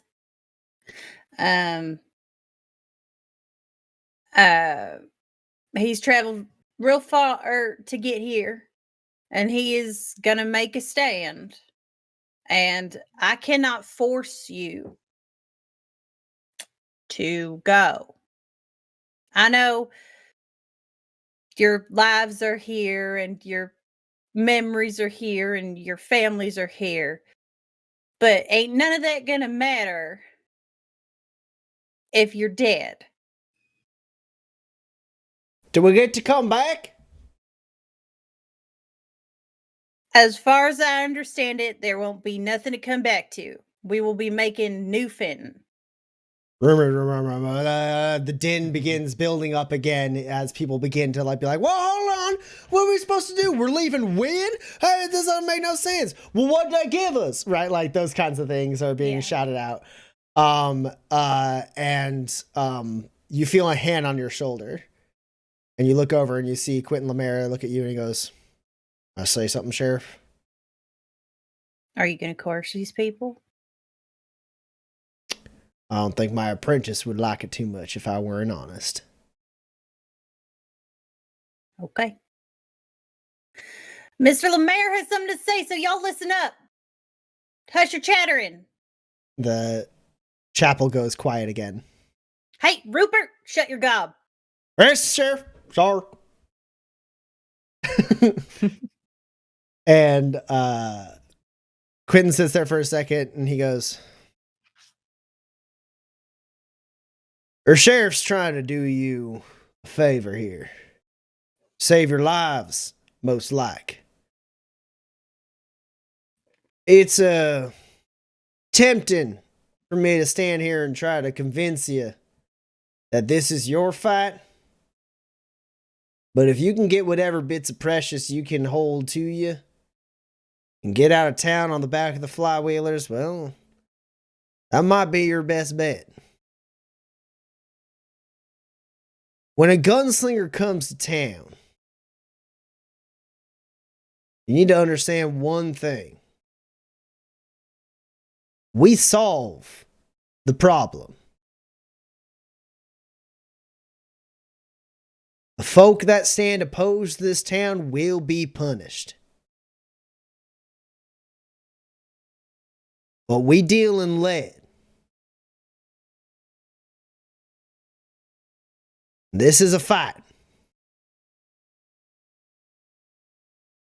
I stand here up on this stage and I see a lot of people who want to defend their homes, but I don't see many that I think can.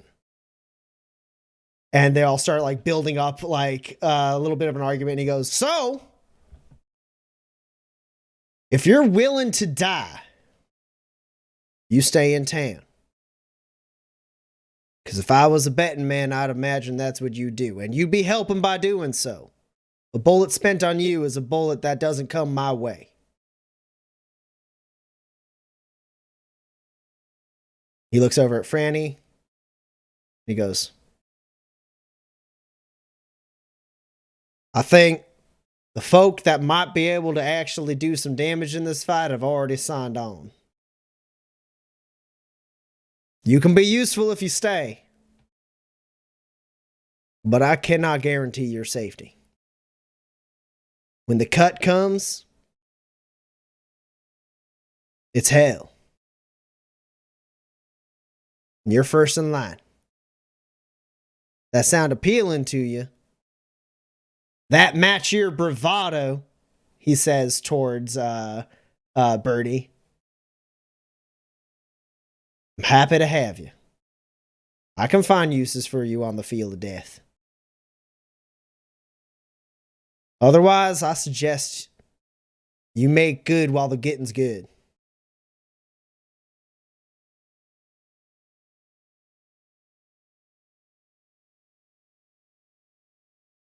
And he steps back. I feel like it's reasonable that as a deputy of this town that I'm like sort of up at the front, kind of in the back behind.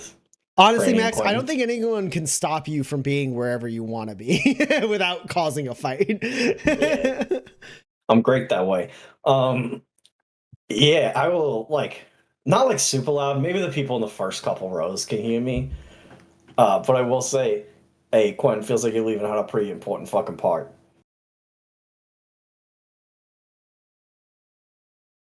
What do you got to say there? Sorry, did you have a plan to kill a ghost?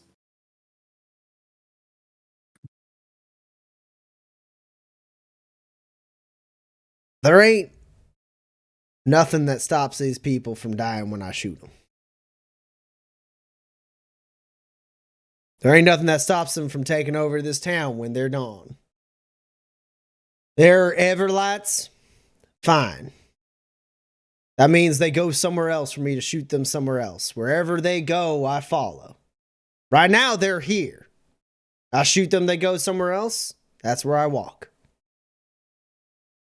All right, but all I'm saying is, if you're gonna ask people to make a stand for their lives and their homes, maybe tell them that actually they maybe ain't gonna solve the problem at all. Just kick it down the road, right? Stopping the cut from whatever they want to do here is solving the problem. I don't expect you to think about the macro there, Max. Hey, Quentin, fuck you. You asking these people to die on your behalf? Tell them the whole goddamn thing. You want to take your sibling to heal, Sheriff, so that people can deliberate amongst themselves?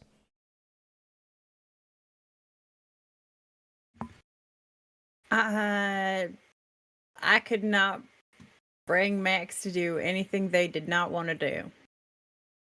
I said my piece, Max. Who wants to hear from Max? A little bit of a murmur through the crowd. Lots of unpleasant tones around Birdie. Hey, listen, I ain't a fucking leader in this town. I'm not trying to make a fucking case. All I'm saying is this dude is trying to tell you that you can make a difference when actually what he means is you can die so he can go do it again later. If that's what you want, that's fine, great, whatever.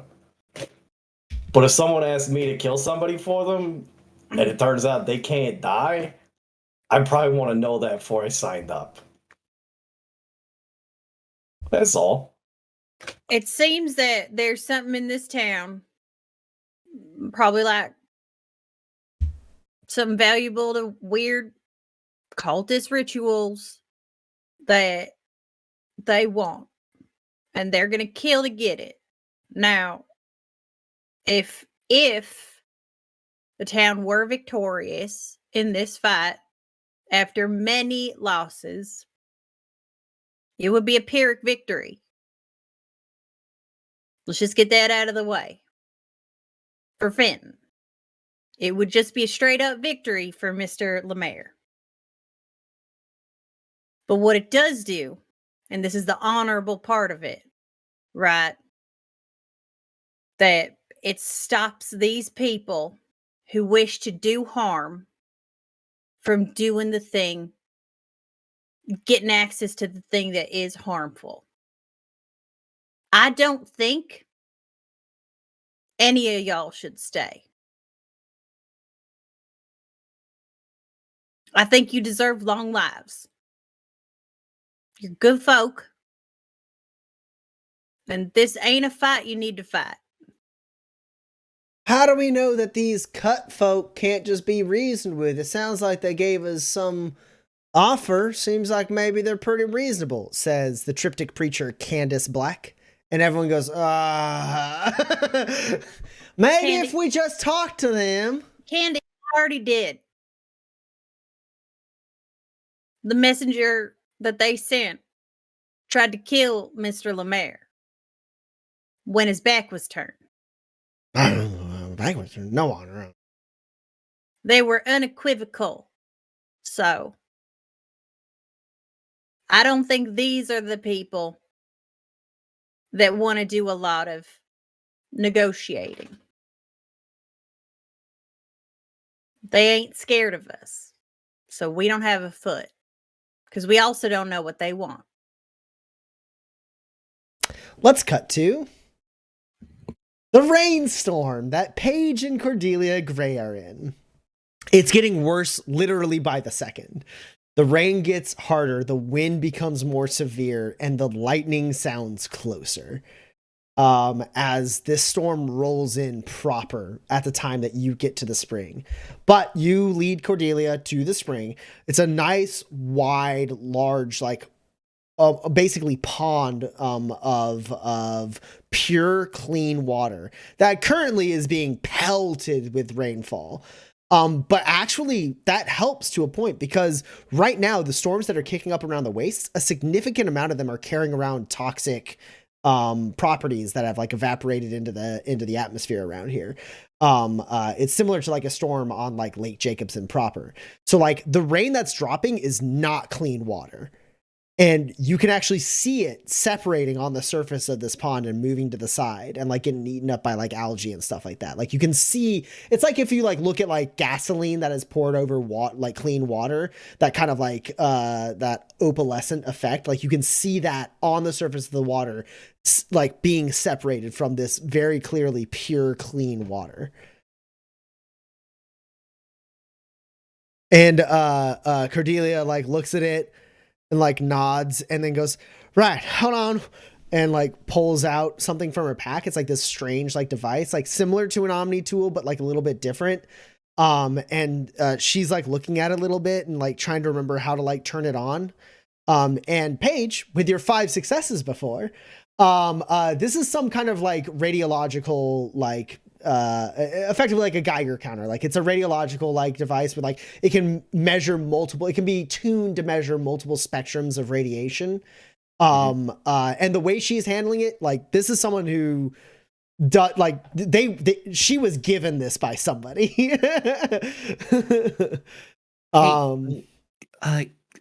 Hey, can I borrow that for a second? Oh. Yeah. I mean, I think it's just there's like a battery pack, but it's got to get unsealed. No. You're gonna want to hold it like this, and then you're gonna want to. So you see this button here. This one resets the meter. So you're gonna want to hold onto that one until it reads zeros on the screen. Do you see there? Okay. And now we're actually gonna set it to the waves that we want. And once we start to get a reading, that's when we know that we're on the right track. We're looking for luminescence. Sure. Paige starts like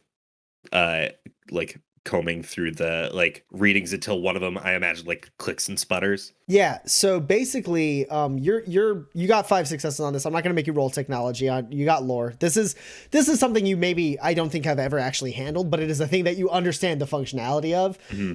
And so you're able to kind of like piece it together, like, you know, somebody who's only ever used a desktop sitting in front of a laptop, right? It's like the transition is easy for you, and you are able to kind of like use the user interface as an educated person to figure it out.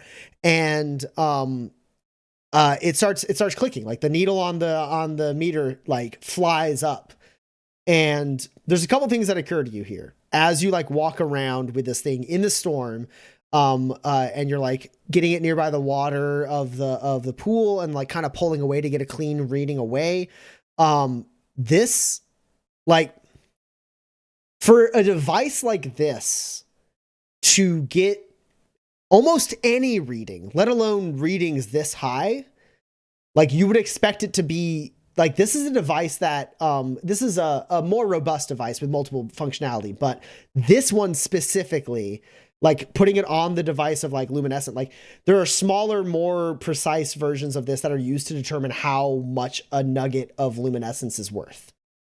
Because it doesn't matter actually the size of the luminescence chunk that you get. The most important thing is like how much energy is within it. And you can read that with the kind of like radiation that comes off of it, the specific kind of radiation that comes off of luminescence. And so this kind of device, like one that is this kind of like all purpose, you would expect it to only get any real readings of any note whatsoever if you had a brick of luminescence in front of you. And what you're getting, standing where you are right now, it is like in the red.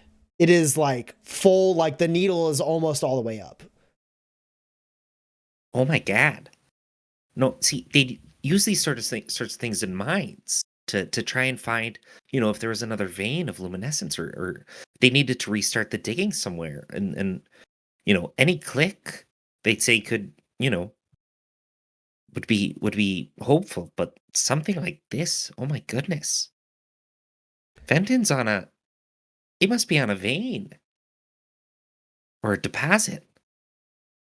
I think it might be something else, she says, like kind of like shouting over the storm as like What you got? like rose overhead. And the two of you kind of like make your way. There's like some like shade, like plant, like specifically planted trees to make shade around like this nice little part of Fenton that right now looks extremely dreary as the trees are like swaying in the wind and like the leaves are being torn down by the rainfall. And both of you soaked to the bone. And she goes, well, I mean, it's not, I'm not sure about it, but, we've been trying to figure out what the cut was up to, and while me and Quentin were hunting, we came across a woman named Professor Alondra Calaruso down in Markham's Landing. You've actually read something of Calaruso's. You are aware that this is a like not like a renowned scientist of Markham's Landing, but like this is a professor of one of the like lead universities of Markham's Landing to this day. Oh, sure. No, I've read their work. You know that she studies in she primarily studies luminology and theoretical lumigenics. And she talked about this thing that seemed to kind of go along with what we was finding, which was she called them anchors. It's Anchor. and fuck it, you got 5 successes on lore. You have heard this theory.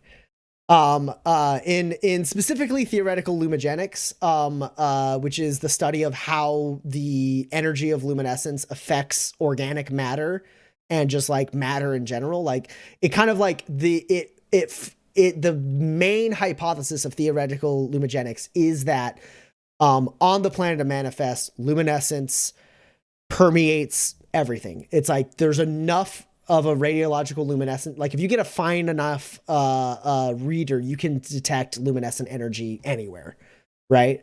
It just kind of like is part of like the ecosystem here, similar to like how like carbon would be, right? And so with that in mind, the like prevailing like main like kind of building blocks of the very basics of theoretical lumigenics is that luminescence intrinsically informs how like biology and evolution works on this planet. It's why you have like creatures with like natural luminescent energy. It is the prevailing theory for how illuminated people like happen, right? It is like theorized that like perhaps the luminescent energy on like the like latent luminescent energy on the planet has enough of an effect on human physiology to allow for that kind of mutation, right? Those kinds of things. And anchors kind of lean into this. They're mostly theoretical, but it kind of leans into this idea that like if you took like an equal amount of like fucking iron, right? Same exact amount of iron, and you put one piece of iron next to a nugget of luminescence for a month, and then you put another piece of iron next to like in that same like window of time, you put that another piece of luminescence next to an equivalently powered nugget, or sorry, another piece of iron next to an equivalently powered nugget of luminescence for like 2 weeks instead of a full month. When you read the like kind of passive luminescent radiology of those two pieces of iron, the one that spent more time next to luminescence would have more. And then, and like that's a pretty understood thing. But then if you put both of those next to a third piece of luminescence and then measured how much they increased in that radiological signature after like 2 months of exposure, there is an exponential increase in the one that started at a higher level.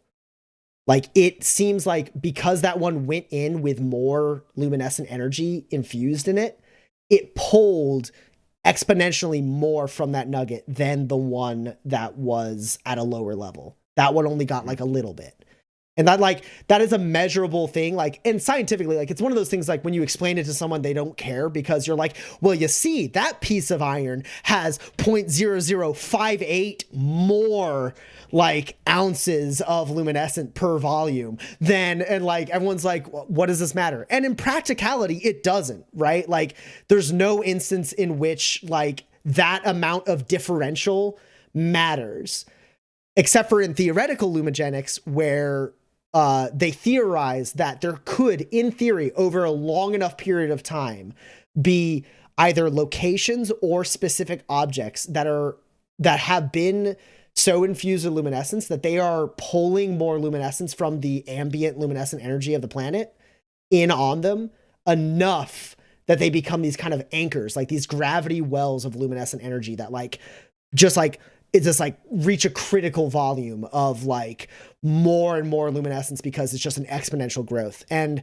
in theory, a couple of times where they've been like theorized to maybe have been observed have been primarily around strange anomalies, right? Places where physics work weird, or something like this, where in a land full of like wastewater, there is a perfect spring of clean water. Like these kinds of things that like maybe you don't even notice, but like when you think about it, you're like, actually, that is so strange that it kind of defies the laws of science. Maybe it's an anchor. And like that's something that only a fucking deep in the sauce theoretical lumigenics would even jump to. But because she said it, you're like, fuck, that kind of almost checks out. Maybe. Sure, yeah. No, I read a lot of her work when I was trying to find out how me and Cleve could have a pair of twins that were illuminated and neither of us are. No, I mean, sure, it makes sense, you know, based on the law of luminescent inertia, that places like this would sort of become a power center, and the kids were conceived here. So that very well could be. God damn it, Roman, take another fucking... The only thing that would have made that better is if Paige and Max, not Paige and Max, Franny and Max were there to hear you say that.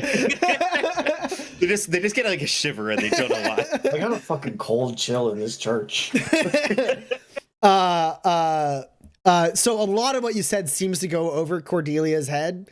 Like it seems like maybe she like understood the very basics of the fact that like more luminescence begets more luminescence. The more luminescence that's concentrated in a thing, the more likely it is to draw in more luminescence. And that's like about as far as she got to understand what an anchor is.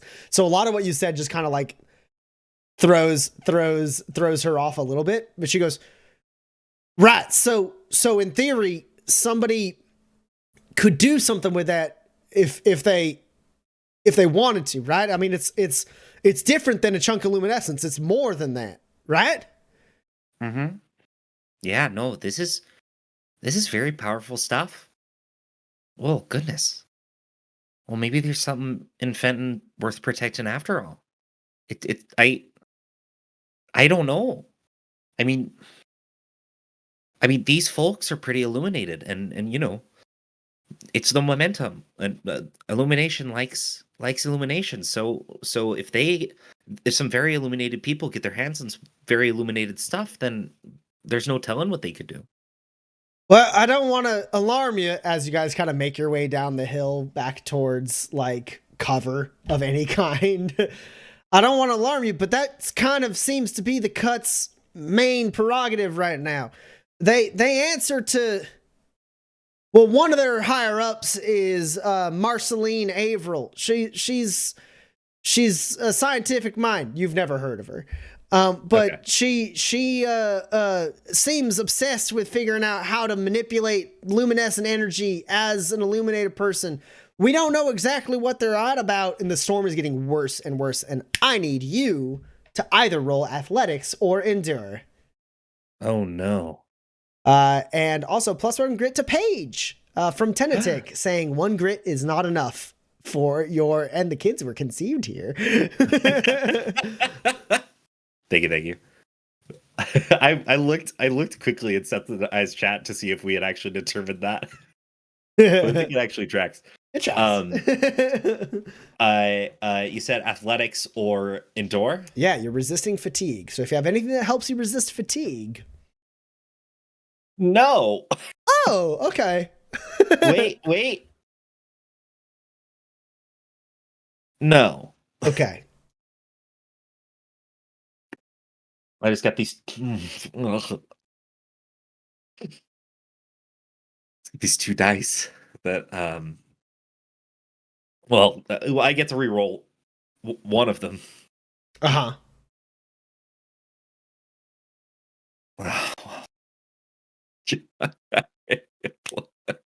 We can move on, I think. How many successes did you get? None. Oh. Does a 20 count? You didn't misfire, did you? Well, there's 2 dice I'm looking at. One of them's a 20. Oh. So that's a grave misfire, you're telling me? I see. Okay, then. Did you want to spend any grit, or are we doing this? Go ahead. Good. Okay. Good. Yeah. Lucky for you, the storm isn't at its episode 2. Do your worst. I'll be fine. You're like meta gaming here. You're like, whoa, wait. They got to buy new art if I die in episode 2. Yeah. I knocked on some wood. I'm good. No. Luckily for you, the storm is not at its absolute worst. You're not on Fire Night. So this is only going to be, because you grave misfired, this is only going to be 17 points of damage directly to your hit points. Or you could take an injury. Interesting.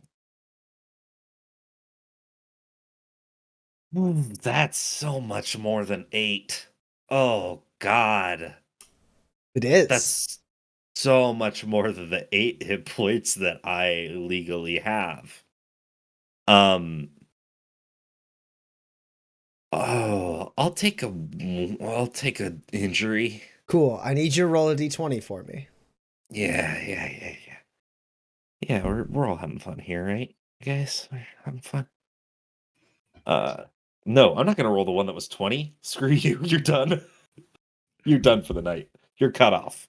Oh, that's totally fine. In fact, perfect. I'm doing great. It's just a festering wound. Oh, good. What number did you roll? 13. Okay, it's not a festering wound. Oh, no! No! Oh, it's that Fire Knight's injury table, baby! Oh no. In fact, what happens because you're in the waste during a horrible rainstorm that blew over Lake Jacobson? Oh, it's that. It's that one. You can put a class 3 injury on your sheet that is called immunocompromised. Oh no. That means you cannot benefit from the effects of tonics or meals until this injury is treated. That's so bad. Man, So, I no was tonics. at the meeting where we came up with this. You never think it's going to happen to you. Yeah, what the hell were we doing? We made such bad injuries, but then Tommy gets to use those on us. Yeah. The greatest trick the devil ever pulled, you know? Yeah, so you cannot benefit from the effects of tonics right now. If you were to try to take a tonic of any kind, it would just be side effects. You would get none of the benefits. Jeez. And you did that last season. Yeah, I had that tonic before. I'm good, actually. I Oof, forgot. Oops, all side effects. Wonderful. All right. All right, class 3 injury. Done. All right. Cool. So yeah, what happens is when you get back to the chapel where there's a bunch of like din of people talking and shouting and stuff, you get in like to like away from the rain, and like you would expect to be shivering a little bit, right? Not because the rain is particularly cold, like because we're still like dealing with like 40 or 50 degree, but you're soaked to the bone. It's enough to make it so like you're cold. Mhm. But like you're shivering more than what you think. And like you're a teacher, you just kind of touch the top of your head, and you, even to yourself, you feel like you maybe are running a fever right now. And you got 5 successes on lore. You know what's happening to you. That was toxic rain that just soaked you to the bone and probably like permeated your skin a little bit, and maybe even you accidentally drank a little bit of. Like what the you shit? are sick. Yeah. But yeah. So Cool. so that's the best thing to do is just wait it out. Yeah. Well, I just need some rest. I just got a little sniffle outside. I just need some rest. I'm fine. Oh, I'm fine. No, you do your thing. Cleve, without a roll, you can tell that your wife is under the weather as she walks in. You see her soaking wet. That was to be expected. Everyone here is very, very wet. But like you can immediately tell like she looks a little pale, looks a little nauseous, looks a little like grim. And I will say, as someone who spends a lot of time like on their own out in the wild without having to roll a roll, you can kind of guess what happened. Like you're like, oh, she's sick from the rain. That's not an uncommon thing in the wastes. Sometimes people get sick from the rain. Sometimes the rain is toxic because it comes from the north. Oh, geez, honey, did you forget your face shield out there? I tell you, when these rains get going, you don't want to risk getting any of that in your mouth. Oh, no, I'm fine. Oh. No. No. Shh, no, I'm fine. Franny's doing her thing. Why don't you sit down? Just sit down, honey. Okay, no, I'm fine. Okay, Oh, I mean, you thank gotta sit down. No, I'm It's fine. okay. No, just shh. Franny's doing her thing. So Mirabel Jimenez shouts up, the Australian preacher, as like people have seemed to be discussing. She goes, "Sheriff, what's the next move?" Next move is to go home, pack your things, and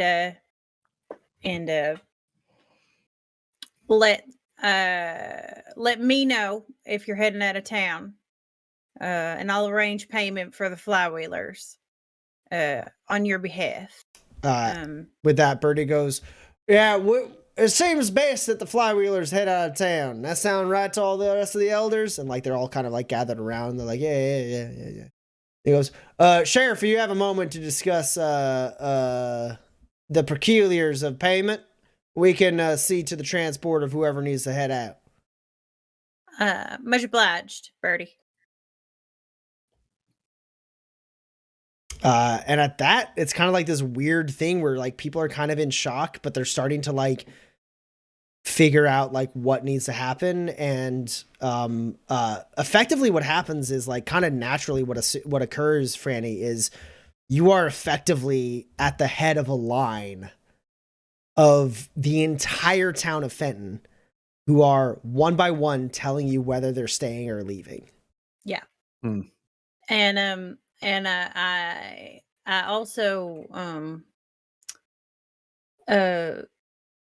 I also set up like a place where you can go to offer to help if you've packed up all your stuff. So everybody can pack up as much as possible. Grabbing what's important, what Do you they put need. anyone on managing that, or are you just trying to manage it well? Yeah, I'll put shoot, what was her name? Katie? I'll put Katie on that. Katie's good like that. And If it's all the her- same to you, Sheriff, I want to stay in town. If there's a way we keep the general store standing after this, I think it's right by Ms. Wells.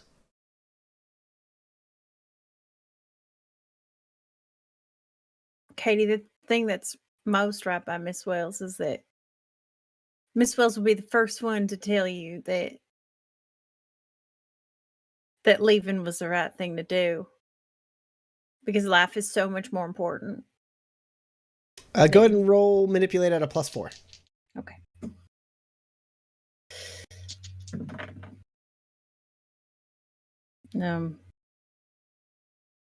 It's a 14. You're up against an 8. Okay, that's 2 successes. She sits there for a second and goes, "You sure? I don't want to leave you in a bind, Miss Camilla Canwells. Also, you offer me a promotion. I mean, when's the next time that's going to come my way?" Well, as far as I see it, I'm giving you the general store. The one I'm walking away from? I've already arranged it with the flywheelers. They're going to pack everything up that they can. And wherever you go, you're going to set up. It's all yours. Okay. You're better at it anyway. Honestly, I haven't been doing much for a long time. Oh, well, you got a lot on your plate, Miss Camilla I Canwells. mostly just sit in the back and wait for an appropriate amount of time before I can leave, Katie. I know. Yeah. Still, you got a lot on your plate. Let me give this to you. This is what Iris would want. Somebody who loves it. Okay. Okay. And then you don't have to extend nobody no credit anymore. Unless you want. Has Mr. Raheem said whether or not he's coming along? He has not. All right, then. And she goes to set up to try and organize the community effort for like basically trying to get everyone as set as they can. Mm-hmm. And yeah, so the entire town spends the rest of the night telling you whether or not, and it's like holding office hours. Like there's a lot of like people who want to have conversations instead of just telling you what they're doing. Right. So you were answering honestly, I think Max doesn't have fucking shit here. Everything I own is on me, or like maybe on my bike. So like I'm hanging out with Franny, and when the people like want to talk, I encourage them to go do something else. What happens, Max, is you're able to land into the whole, like, you found out what the frequently asked questions are. So now when someone walks up, you just answer all those questions. You're like, all right, so you're not allowed to do this. You can do this. These are the other people who are leaving. This is like, you're able to just like give all that information ahead of time. Jesus, you cannot take the fucking armoire. How would you? Can you pick it up? You pick it up right now. So Max does a little bit of crowd control for you, Franny, which makes your life just a little bit easier. It seems like most people are planning on leaving. And out of all of them, the only person you cannot convince to leave is Mirabelle Jimenez. The Australian? The Australian preacher, yeah. Okay. She goes, just so you know, Sheriff, I'm at your disposal for the fight. I appreciate that, but your constellation, they're leaving. They deserve to have a preacher with them. Well, I feel like I could go on a song and story for you here, but I feel like you're staying here for about the same reason I'm staying here. Okay. So I think maybe that's just going to do enough for us. Now, I ain't too good in a fight, but I'm good at patching people up. And I'm good at patching things up, handy. And I shot a baby gun or two in my time, so if I really need a pinch, I know how to point and pull a trigger. Well, I think the gunslingers have a plan of attack. But I think you're best done by just staying out of sight, and maybe we can bring people to you, or like when people ain't looking, Right? She takes like a couple steps away, turns back, and A goes. hurt medic ain't nothing. She turns back and goes.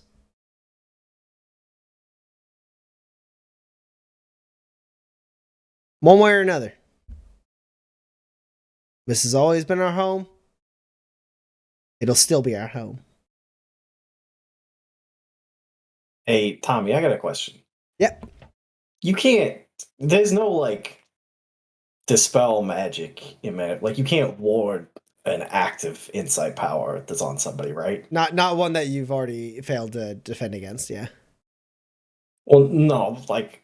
Oh, you want to like So- put so like a the- here's buffer on the No, creature? here's the thing that's got me thinking is like Mirabelle seems great, whatever, but like she doesn't know how to fight. Her whole congregation is leaving, and Cordelia said that thing about Whitaker and his puppets. And like I'm maybe a little paranoid, and like I don't know if there's some sauce on it, or might want to try and get that off. I'll let you roll. It would be against a blend. So you could roll blend. Because you're playing the player, right? So you could roll Absolutely not. Why would Okay. you think that? discipline. Then it's discipline. And not warding. It wouldn't be warding to read this person to see if maybe they're acting hinky. All right, fine. Although Okay, after a certain amount of time, once like it seems like things are breaking up a little bit, Paige would try to get Franny's attention. Probably Sure. still sitting on that chair in the back of the church. Yeah, it's way later in the night. The town is well and organized at that point. Like between Franny and Katie, like the town is working through it. The storm is bad. But people are rushing through it as fast as they can. But first let's do Max's roll. All right. Well, I got a 9. How many successes? 2, Okay. which is insane. I rolled 2 9s. That's my target. I only roll 1 die. Yeah, no, that's just Mirabelle. All right. Yeah, you're fairly certain that this is that like Mirabelle has a strength to her and a stubbornness to her, and the way she's talking, like you're like, okay, now that I think about it, I think maybe the Jimenez family has been in Fenton for a while, and then you're like, holy shit, like how long? Wait, how long back does that go? Oh my god, is that like an That's original fucking founder? Yeah, I'm not like really saying this to anybody in particular, but it's like, Jesus, that's long. I don't know. Ghosts got me fucking spooked. All right. I don't like ghosts. All right. The chapel begins to empty out. The town has all given their verdict. The few that were uncertain, after talking to Franny, decide to leave with the flywheelers.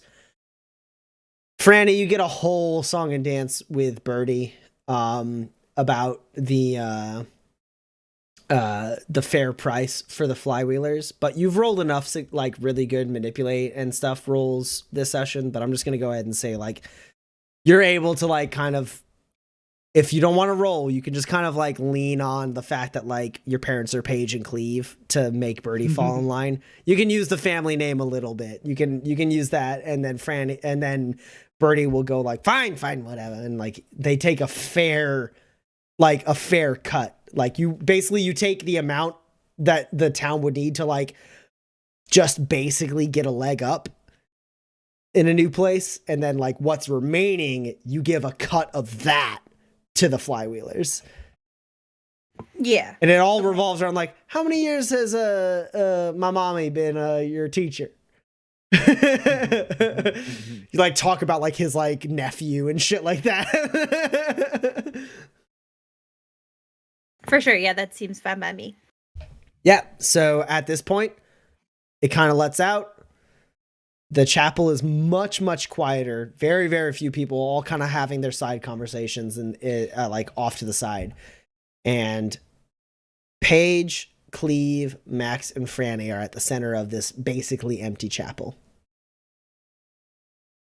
Are the gunslingers still around, or did they beat it? They're one of the like side conversations that's happening like off to the back as they like seem to be coming up with like a plan of action, having observed how many people are staying, which is none. Yeah. Paige sort of holds. Paige is like, "Hey, Franny, I'm sorry, I didn't want to interrupt you. Look, you're doing good work up there. Hey, Birdie, did Birdie give you a good price?" Yeah. I took care of it. But so, Mama, are you okay?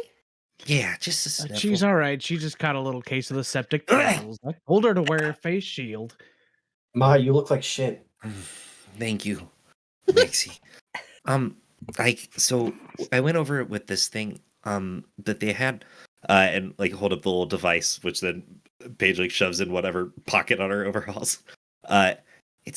It's usually like a mining thing. I don't know. It tells you where there's luminescence, or what, any sort of valuable material, and there's like, we figured out what they're after.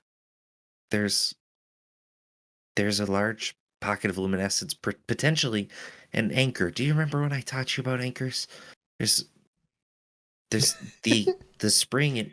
It might Yeah, be. it's the anchors. You remember those, right there? Yeah. The anchors. Not at all. It's Cleve has no idea what you're talking about. yeah. It's they're spots with very high luminescent momentum, and it's sort of where luminescent energy bounces off of two things together and sort of energizes itself into sort of a fervor, and we think that that's why the water's so clean in Fenton, and we think that's probably what they're going after.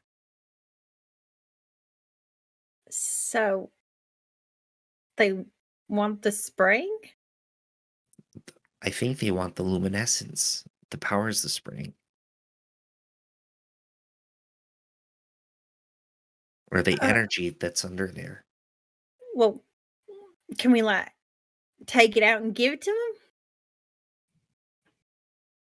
I don't know, honey. It's all very theoretical stuff. No one really knows exactly how this stuff works. Like, huck a fucking bomb in the pond? No. Why not? Because it wouldn't work, honey. You know that. Why not? I know I taught you better than that. You just told me there's fucking luminescence in the ground. Yes. As far as I know, it can be blown up. But you see, you can't blow up energy. In fact, you could maybe add to it. No, I don't think that's how it works. That's what they're coming after. It's a spot of a lot of energy, and they can use it to do all sorts of stuff, I bet. Well, it sounds to me like you discover this luminescence. Doesn't that make it yours? Why don't we just go get it? It belongs to the family now. We pick it up, we leave with it. Then they've got no reason to destroy the town, and hopefully we'll just they'll just come and kill us. I mean, it would probably be a very big mining operation that would take. Well, you can't set up a mine like that during fire nights. There's also no way to get it out. Do this. I think the reason I haven't interrupted yet is because it does feel like this is the way that Paige would try to dumb it down for her family. But like, there's nothing that says it's actually luminescence itself. Anchors are theoretically like locations or objects that have been infused with so much luminescent energy that they are their own weird like mutant thing, right? If you talk to some crazy ass people about theoretical lumigenics, they would say that like, well, an illuminated person is sort of kind of an anchor in of themselves because they have it in themselves and like they can get more. And it's like, okay, well, hold on, buddy, that's a person. It's not the same thing. Right. But the idea is like, you're not actually like, you could go digging in here and you could find something, but Paige, with your 5 successes on lore, you at least know that there's no guarantee that what you find is actual luminescence. It might be something different, and you don't know what that might be, but like there's something else could be causing this pure water, because luminescence in and of itself doesn't cause pure water. An anchor, in theory, is this anomaly that occurs because too much luminescent energy has seeped into one location or one object. Yeah, it's not a thing down there. It's energy, and if there is a thing down there, then there's no telling what it might be. So what, like an illuminated person could do a thing with it?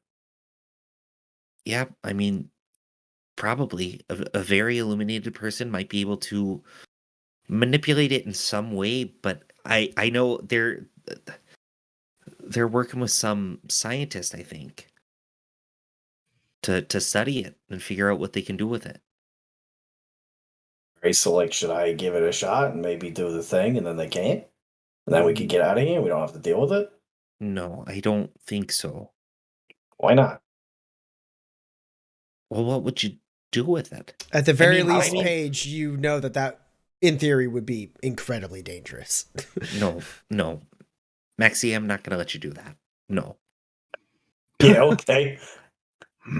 No, hey, Max, I know you're my kid, but you're not my kid anymore. You've made that very clear, but Jesus.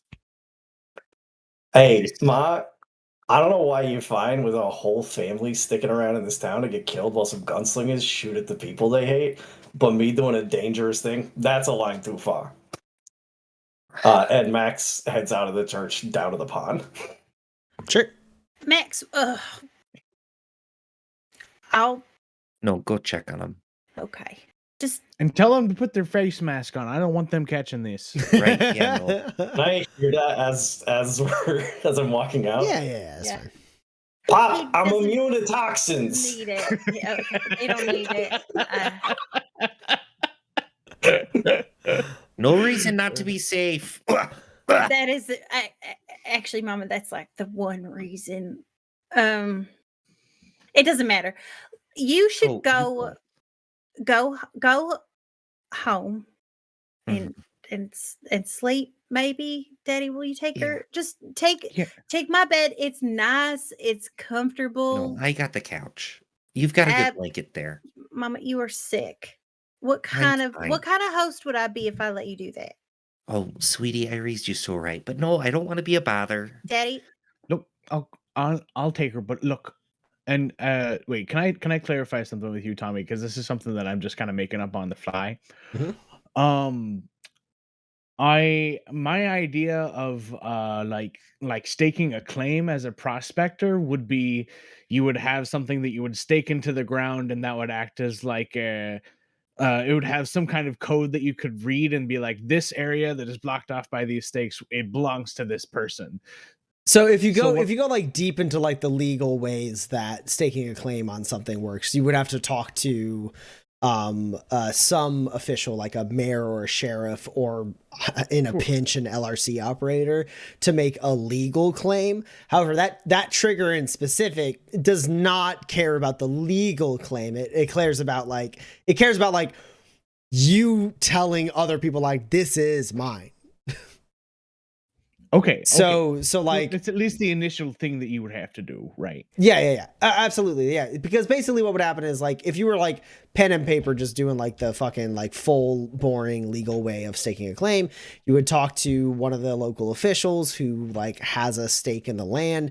You would say, I'm going to do this thing. You would probably usually pay a small stipend to like work that land. and then you would draw it out, and then what would happen is either you or a representative of those people would put some form of like markers in the ground for sure.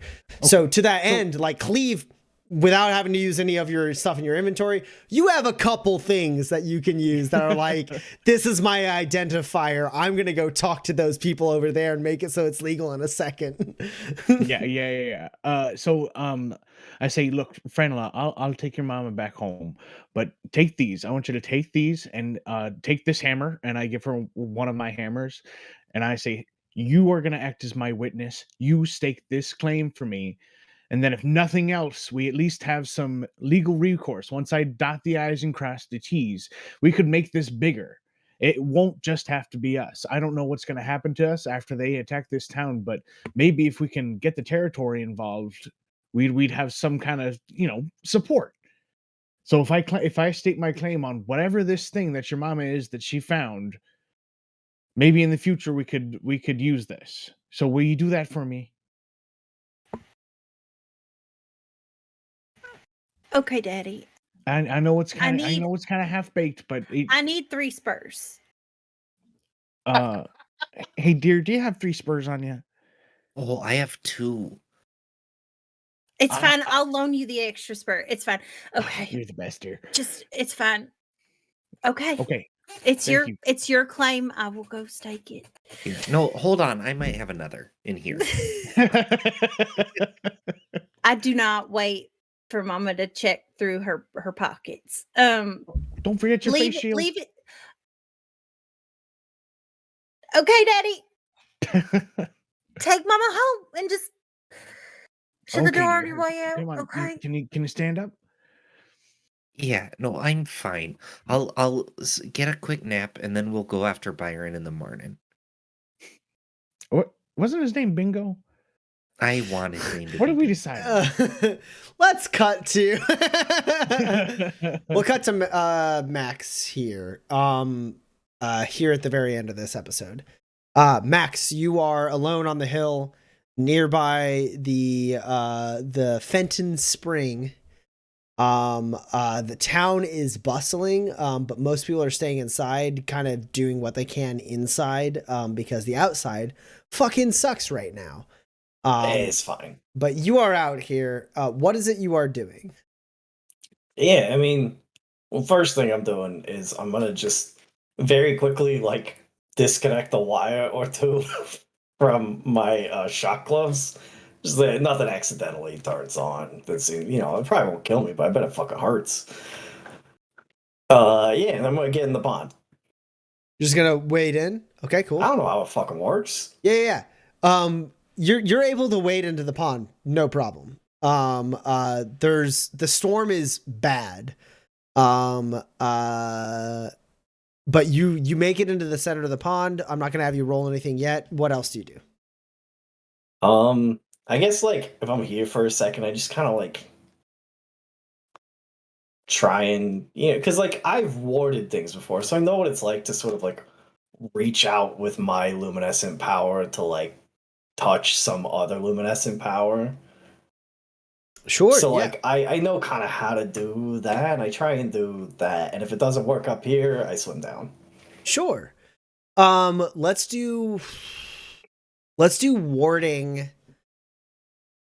we'll do warding at a -5 or observe at a -3. So what I heard is warding at a -5. Okay. So did you just turn on a shock weapon and wade into a bunch of water? No, he turned it off. Turned it off specifically. I pulled the thing so that it can't turn on. Good. Specifically, I heard the opposite. They turned off their I was shock. I had to have taught my child better than this. Oh my god. Yeah, listen, you only make that mistake 4 times before you never make it again.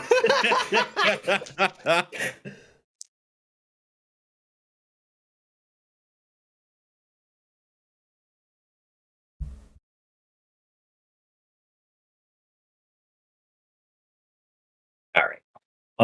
I will spend 3 grit to go strong. And now that's 3 successes.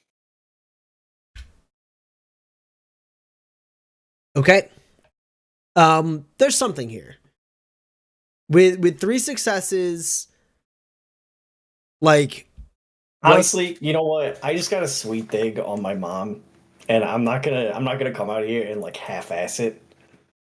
So I will twist the knife, and now it's 4. sure. Because there's no scenario where I come back to the house and I'm like, yeah, I tried to do it, it didn't fucking work.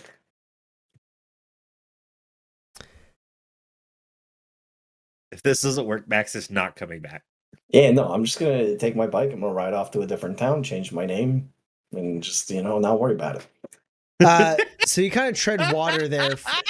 You tread water there for a little bit in the storm in the pond, and you feel like there's like as you kind of like sit there and try to like reach out like you would when you were warding against like a luminescent power, you do feel that kind of like as you kind of put that negative energy out, you feel it buff it against certain things, and the pond is pretty deep.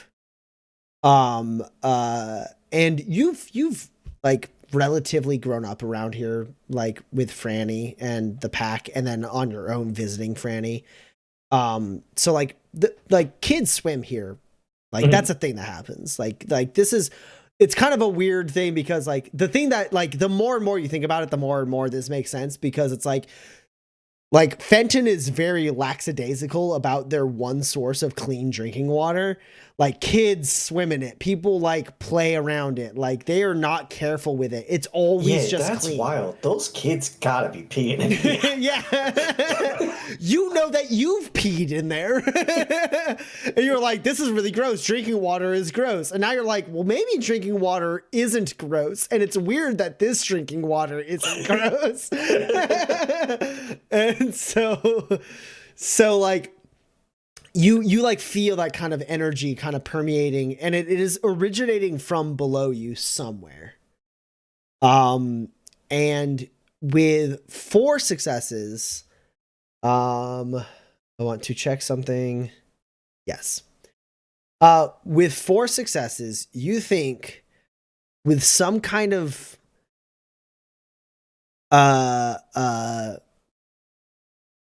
sort of digging operation. You have no idea where it's coming from, but you feel like there is a source deep in the ground below this water. And you think that like, yeah, okay, so if we set up some kind of like digging apparatus, maybe we could get to it. Or if you spent enough time, you might maybe be able to connect with it enough like through your luminescent channels to be able to like utilize your telekinesis on it. How hard that would be, you're not sure. You have no idea of how deep or how big or whatever. Like you don't know what it is you're sensing, but there is something that is generating this energy. And like you're in this water, and like what's weird is you're in this water and it's cold. It's like 40 or 50 degrees. You're soaking wet. You're in the water. There's thunder and lightning around. But like as you tap into, like as you kind of reach out and feel in like with your luminescent powers, your like tattoos kind of moving around amorphously, you feel warmth. Like as if somewhere deep down below you, deep in the ground, there is like effectively like a space heater that is like keeping you warm. And you feel that like that channel of energy kind of passing up over you, so it's like warmer below you than it is above you. And now Max, I need you to roll an endure test, or it's just endure at this point. It's just endure. All right. But because you are still, I believe, immune to toxins, right? Sure am. Yeah. So you're resisting less damage than your mother. You're resisting less damage than your mother was, and she. So you're not up against 17, and in by all rights you should be up against way more. Yeah, no, I do incredible shit all the time. That's 3 successes. Okay.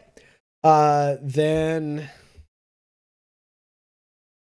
you have 8 damage that you are taking direct to hit points, or you can take an injury. Yeah, no, I take an injury. Cool. Go ahead and roll d20.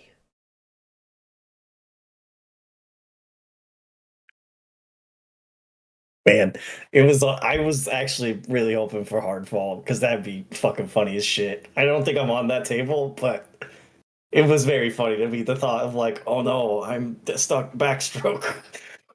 It's a 9. Okay, perfect. You come out of the pond, kind of having felt this out a little bit. And it's like this kind of weird thing where it's like when you tap into it, it's like everything gets really slow. And it's like the water is like bouncing out of, like the raindrops are bouncing up against the water. And you can feel this like, whoa, like pulse of energy from something deep down in the ground, way below the pond. And as you pull yourself out of the water, you suffer the injury acidic scoring. So your armor takes 3 damage. You lose 3 armor points right now. As you get up and you look down, you're like, ah, shit. No, that makes sense. God damn it. God damn it. You know what? I see like Franny coming down. God damn it. All right. Franny, I hate this so fucking much. All right. You can't understand how fucking much I hate this as I take one of the machinery cubes that Ma gave me and I just repair it. Beautiful. And Paige and Max, I believe, make their way towards the Wells house. Sorry, Franny and Max make their way towards the Wells house. I get it. Just hold on 1 second, and I like go around it. I'm like, yeah, it's like 9 by 9 foot square, or whatever. Or like I walk around the pond, and there's like tick, tick, tick, tick, like 6 of them or whatever. And I'm like, okay, I did it. Let's go. What, Pop asked you to put a stake down or something? That's insane.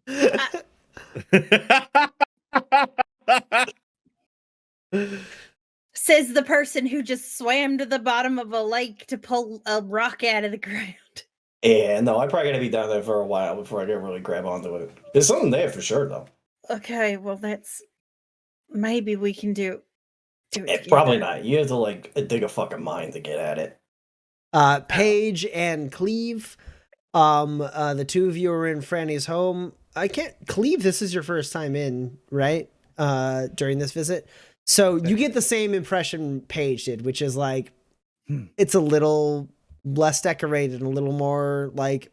Cleve has been there most recently of everybody. Oh, sure. It's a little less jarring for you, Cleve. You notice like 1 or 2 additional things. You've seen this in process. You've seen this process happen as Franny has slowly like liquidated some of her assets to keep things going. And so like those lights sure are pretty though. The lights are, God damn it, Seth. I can't give you another grit. I'm not going to.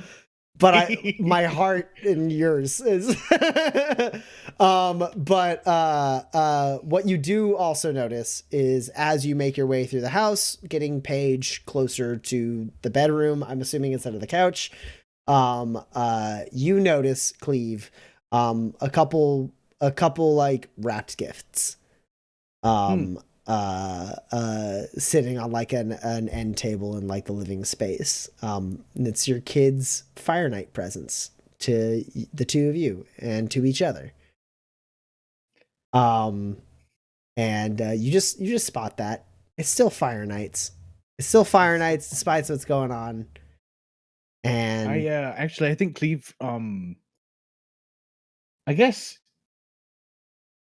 he probably has been carrying around the jetpack. I'm trying to decide where would he have left it, So he probably has been carrying it. I think he takes it off and finds in one of the compartments, and he gets the gifts that he has for everybody, and he adds them to those gifts. Adorable. And then you go and tend to your sick wife. As the 2 of you make your way towards a place for her to rest. What do you think, honey? You're gonna upchuck? No, I'm honestly, I'm feeling better. Do I look better? You look so much better, honey. Honestly, after we find Bingo, I think I'm gonna build Franny a piano. Oh, I think. Look, there's some. I can't bear to see that one go. I'm gonna build her I don't- piano just while we're here. Downtime sort of thing. I think she'd love that. Yeah. and Okay. that's where we're gonna end tonight's session. Aw. I have an insane family. It's wild that I'm the closest to normal for you. Oh, beautiful. All right, so we're It's not ending. that hard a thing. To build a piano. We're ending the session. I'm pulling up. We're gonna enter Q&A here because Yeah. we get questions in on the Discord, but also if you are in the chat and you have a question for us, it can be about the campaign, it can be about the system, it can be about the players, the GM, the characters, whatever you want. Any question at all that you might have, drop it in the chat and we will answer it. Otherwise, we have a few that were submitted through the backer exclusive Discord. But before we jump directly into it, I do want to ask, did anyone hit advancement triggers since we just announced them at the beginning of the session? No one brought Yes. them up during the session. I want to see. Yeah, let's do it in the same order. Yeah, Cleve, did you hit so- any? Cleve absolutely did the trigger. Something valuable is found in the wild. Oh, yeah. And then also you stake your claim on a collection of natural resources. You sure as shit did. It was a whole thing. I You owe me 2 spurs. yeah, that's right. That's true. I actually did. I swear I wasn't just trying to like game it and justify it, No, but I I know. just was like, I guess that kind of makes sense. It and, was like, Cleve so would be in like- character for Cleve. 100%. Yeah. Like that but I was don't- a very good character moment for Cleve to be like, wait, hold on. I know how this is going to go. It's like Cleve has too many times assumed the better nature of humanity and like noticed something or found something and been like, hey, I'm going to tell you about this thing before he stakes a claim and had been undercut by somebody. Yep. Absolutely. A natural obstruction I don't think was overcome. Yeah. The storm. Yeah, I just walked out into a toxic storm. It was fucking fine. Yeah. The armor got a little damage and Max just immediately patched it right back up. Well. Max still alright, technically alright. has the injury slot for a couple rests, but that's it. Cool. And then you risk your well-being in hopes of collecting on an investment. I don't think Cleve did that. No, you would have had to stake the about claim to. yourself. Exactly. Very true. Okay, so that's 3. So you get a grit. Hell yeah. Paige, what you got? I think I got a 4-bagger. Ooh. I think I got a handbone. A vital lesson. That's what it's called in bowling if you get 4 strikes in a row. Fun fact. Continue. A vital lesson was imparted To whom? to the gunslinger about True. The vampire is a ghost. yeah, the vampire is a ghost. Also, luminescence is here, and that's why the water is clean. I was providing a lot of vital lessons. Oh, sure. I thought you were talking about Quentin when he realized that Franny was making him do the right thing, when clearly he didn't want to do the right thing. I also lessened Birdie a little bit. Yeah. You Birdie. A bit of lore proved relevant to the situation. Yeah, absolutely, 100%. That's where the Geiger counter thing comes in my mind. Like you The knew vampire was a ghost. you got 5 successes on lore, and I was like, dope. When the things come up, Paige knows the answer. That was the whole episode. Was like, yeah, you just know it. Nope, you just know it. That was fun. I like this character. You help someone solve a problem using your wits. Yes. That was every step of the way. You and Cordelia. Mm-hmm. And then you are compensated for your knowledge. I'm gonna claim this one because I pocketed that luminescence tracking device. I knew how to use that way better than they did, and so I was just like, this one's mine now. I think actually. Add it to your inventory. I did. Radiological sensor. Radiological sensor. And yeah, Yeah, you Sweet. can get it. That's the what is that? Hell 6, yeah. 7? 1, 2, 3, 7. 7. 7. Franny. I don't know. So someone's innocence or guilt is proven.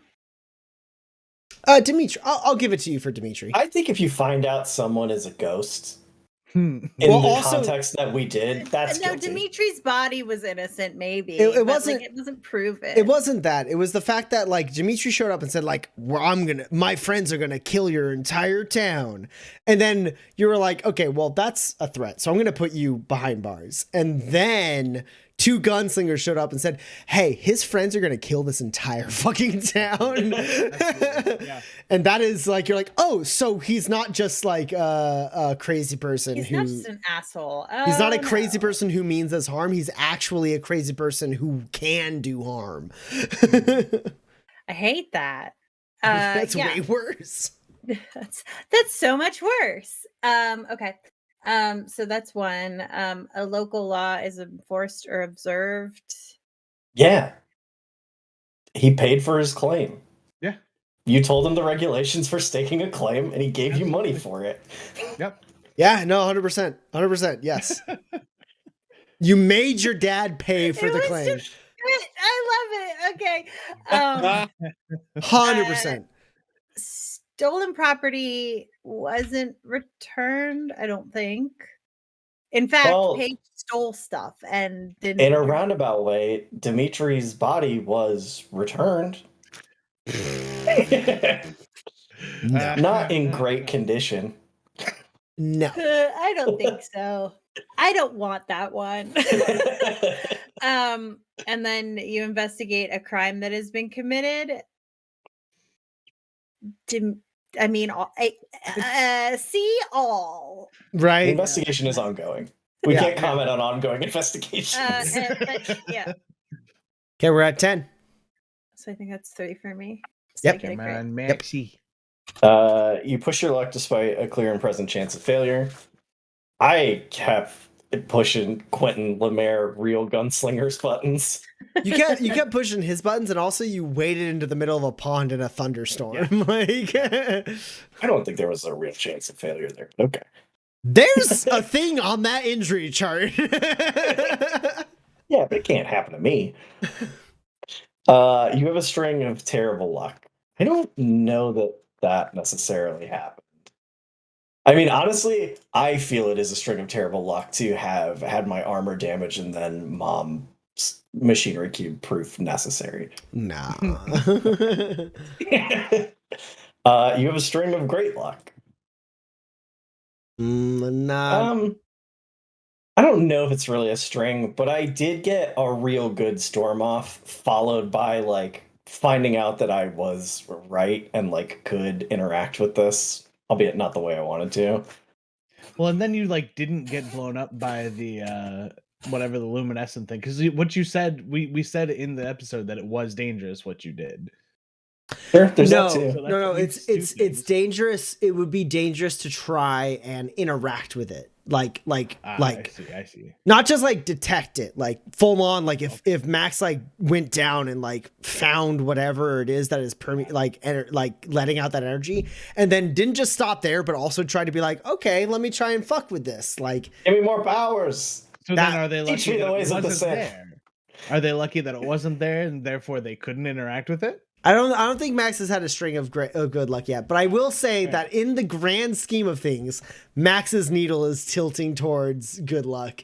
So Things are going great. You choose a course of action that is more exciting than safe. I'm gonna just give this one to myself. Yeah. Yeah. There's no end to the things that Max did this session that don't fall into that. So was that 12? Yeah, that's 12. All right. Does that get us to level 3? Oh, Oh, yeah. baby. Gets us to level 4. Ooh, skipping level Wow. 3. We did the Rarely skip unthinkable. level 3. We landed on Wow. level 2, which almost no manifest party does. But now we've done what I think maybe only a handful of parties have done, which is skip level 3. Yes. Yeah, you guys are level 4 now. Ooh-wee. Get another attribute point right off the bat. Right off the Love bat. that. Good shit. Immediately. So Okay. It's, it's attribute point and what else? Or is it just attribute point?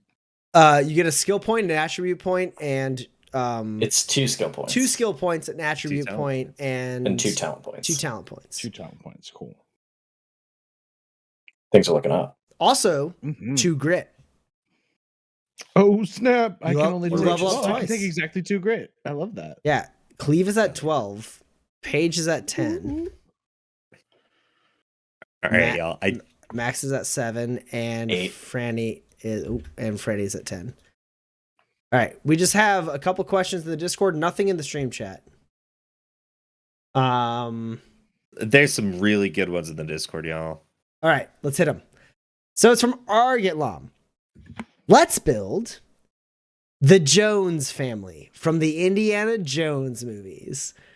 It's Dr. Henry Jones Sr., Dr. Henry Indiana Jones Jr., and Marion Ravenwood.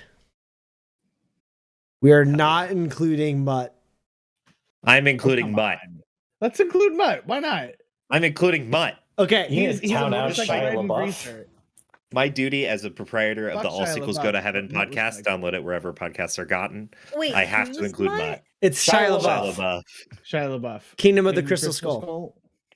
Oh. Have you not seen Kingdom of the Crystal Skull? No, I have. I just forgot it. No, that makes sense. Honestly, Uh, I was hoping that you hadn't. Okay. You would be living a more blessed life. I actually didn't hate it, but it was a bad movie.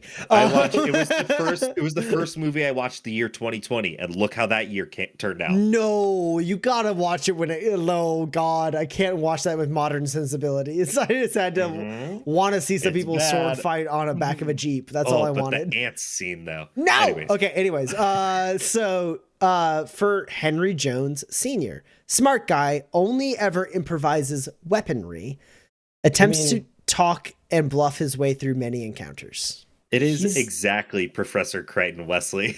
It really He's is. got to be an educated teacher. Yep. 100%. He's leveled up enough to like maybe change some of those path triggers, but like he's a gajillion years old and his thing is still, I'm going to find the Holy Grail with these historical texts that I wrote as my guide. He's an educated teacher, but he also has defensive shielding or offensive shielding. So that's know-how and hardiness and moxie probably. That would Yeah, I make think sense. That does the thing. He has to give turns to Indy so Indy can keep beating up Nazis. Mhm. Yeah. As far as Indiana, he is a brawler, a college professor, and probably the worst actual archaeologist you could ask for. I think Indy is an educated scavenger. I think Scavenger fully fits. Oh. Yeah. Here's the thing. In the Wow. context of the That's real good. world that we live in, bad archaeologist. In fiction, incredible archaeologist, knows his shit, is always right, and figures out the stuff that everyone else got wrong. Yeah. So he's got know-how, and then archaeologist I think gives you subtlety. Or Scavenger gets you subtlety. Okay, yeah. I said And then archaeologist. And then It's gotta be probably brawn. brawn. yeah, because he Because the punches so shooting- much. The shooting the swordsman is That was a shoot the moon. No, it's not a shoot the moon. It's It was a quick draw. no, it's what's the name of the talent? It's cheap shot. From subtlety. Yeah. Beautiful. Yeah, I pull out my gun so I don't get close to him, and then I just shoot him. I use cheap shot. I take a -8. I go it strong. He's dead now. Yeah. I love it. All right, and then finally, Marion, proprietor of a seedy bar, can drink you under the table. Will absolutely knife you if you get on her bad side. So hardiness is a must. I think she's like settler. Settler or homesteader. Settler She's gives like- you hardiness. A settler. Is she? Like- What's her drive? What does she do? Like besides get roped into shit? She has no purpose but to be there as a female. I think she's a grifter. Oh, grifter makes sense. Because yeah, like the main, drinking under the main table stuff that thing. she right. And the she main says, stuff, "I'm your goddamn partner now." That's a grifter move. yeah, the main thing she gets to do in Raiders is to like, unfortunately, be captured and motivate India to get her. But while captured, does some grifter ass shit. Yeah. Yeah, Path of the Grifter for sure. She uses some holdout weapons as I That makes recall. sense. That was like the one session that she was like, finally, I can get experience points. The GM's giving me nothing. Yeah, Settler Grifter, 100%. So that's Moxie and Hardiness, and then I guess Subtlety, right? I could see Subtlety. Mutt I could also is- see maybe Brawn. we gave her Moxie already. Yeah. Yeah. And probably, probably subtlety. That makes sense. Because she was trying to like pickpocket she was getting him drunk so she could like steal stuff from him, right? So I don't know. Also, Mutt is an urchin. He's an urchin 100%. But also he's sort of an outcast. what is this, Urchin Explorer or Outcast? Urchin Explorer. I don't think anyone kicked Mutt out. I think Mutt, because I don't think people don't like Mutt. Mutt's like, nobody likes me. And then people are like, what are you talking about? Who are you? All right. He's an urchin something. And he does something. So Urchin Explorer feels good. Seems good. He needs Brawn because he is good at sword fighting, right? And he needs I think he needs not what's tenacity.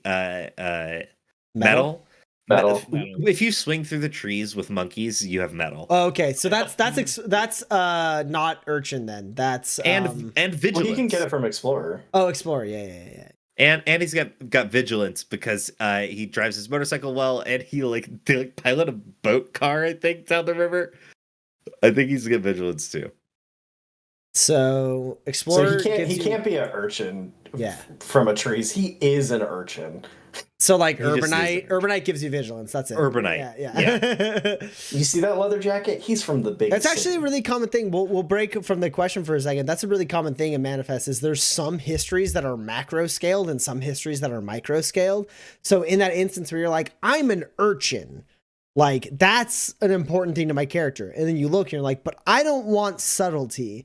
Like you can be Urbanite because Urbanite has more to do with poor. Urbanite is like that is where you grew up, not how you grew up, but like where you grew up, right? And like there's a lot of history, there's like a handful of histories that are like where you grew up, like settler, Urbanite, tribal, like those are ones that are like kind of macro scale, like this is the community you were in. And then there's other ones that are more like micro scale, like urchin, which is like you had no money, or militant wild one, or wild one, which wild one is the most micro scale one. Wild one is the most ridiculous one, which is just you were in the forest and no one was around. All right, yeah, baby. Okay, so we have another one in the Discord, but also we have one in the chat. I'm gonna jump to the one in the chat, that way I break it up. This is from Tenetic, which says, how did each of you choose which family member you wanted to be as far as like father, mother, and child goes? I don't know the answer to this, I don't think. Dan and I were like, we're siblings. I think legitimately Roman had a relatively clear idea for the kind of character he wanted to play. Mm-hmm. And once and I'll let you talk more about that, obviously, but like once we were like, we're going to do a family, like it sort of fell into place from there. Mm-hmm. Yeah, I will say the characters started to form before we knew they were a family. Yeah. Like we started talking paths and histories first. And even before we knew it was a whole family, Seth and Roman started talking about maybe their characters being an item. Like an established item going into it. And then only after that, because of a bunch of other circumstances, I suggested to the group, what if it was a family? Sure. And Yeah, how it was would 'cause that we work? both had the path of the nomad. Yeah, you both thought about being Or nomads. history of the nomad. And then you're like, do you guys do you want to be my bae? And then the other one was like, do I? Yeah. Yeah, because we looked at the like paths and histories we hadn't really covered yet towards the end of last season, and I've always loved teacher. I've always thought teacher is so interesting, and everyone has wanted to play a swamp teacher for a really long time, and I didn't end up going with a swamp teacher, but I was like, a nomad teacher seems super interesting because like that person teaches kids how to drive and like how engines work and like is on this like roving like is like teaching the pack that like grows up around them and like teaching their kids, and I like the self-contained community and like the difference of it from a normal teacher I thought was super interesting. And so I came up with that pretty early on, and then Seth started to have his idea, and I was like, do you want to be married? Yeah. And then once we were a family, it was like, well, this is perfect and golden. Yeah, absolutely. The other thing that factored in was I played the responsible one last season, and I will not this season. I refuse. Yeah, the other thing was I played a beef boy last season, and so I couldn't play a beef boy this season. Yeah. Yeah. Roman's never played a beef boy twice in a row. Never. And Illuminated Twins, that was fully Dan and Addie, like as they started to think more about it, they both kind of wanted to be illuminated characters, and then eventually that became like these twins. Yeah. I wanted to be a very illuminated person from the beginning. Dan will almost never not take the option to be a wizard. He did it twice. He did it in campaign 1 and 2. I know. He I said almost never. I was a good boy. Now I get to be a dirty, rowdy, nasty boy. He held it back twice, and then he was like, campaign 3, I'm illuminated, God damn it. My beef boyness is equal to Dan's wizardness. And secondarily, rarely when Dan and I have the option to play siblings, do we not play siblings? That is true. Yeah. We have like another siblings characters idea of like D&D monks that we never got to do. Oh yeah, the Shadow and Sun monks. Beautiful. And my character came way later than everybody else's, which is very stereotypical of me. But like basically we were going through all of the stuff, and kind of what was left was like not stuff that is generally interesting to me. And so I wanted to see that variety, and I wanted to see us play like a deputy, and for a while before we were going to be a family, my character was going to be a carny deputy, which was going to be really fucking wild. Clown detective. Clown detective. No. That's right. And then it turned out that like once we were going to be a family and I was surrounded by all these wackadoodles, it was very easy for me to fall into the tried and true responsible one. So that's kind of what happened. I think it's great.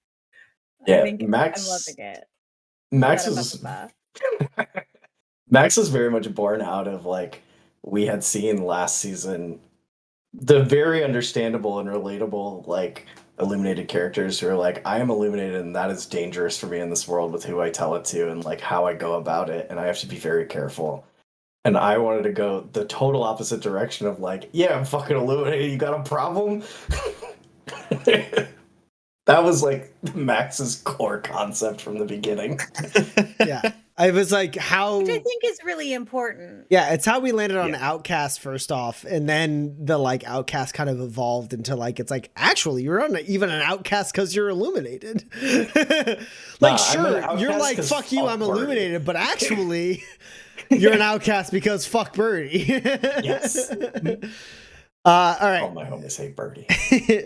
We have one more question, unless something else pops up in the stream chat, and this is in the Discord from Argent This one is specifically for Roman. If you had been there for campaign 1, oh yeah, I love this question. What character would you have brought to supplement Pax, Roland, and Kinsey's dynamic? This is where Roman really has to test his knowledge of season 1. This Well- is where Roman has to prove to us that he watched season 1. Yeah, that's right. This is I where will do Roman no has to such fight his thing. urge to say beef boy. Obviously, next Yeah, question. also- Honestly, though, who Answer fits- one who is I fits, would have right? not played a Beef Boy yet, and so I would have been able to play a Beef Boy. But I've been racking my brain at like what y'all were not good at. Like it seems like all of the bases were very covered.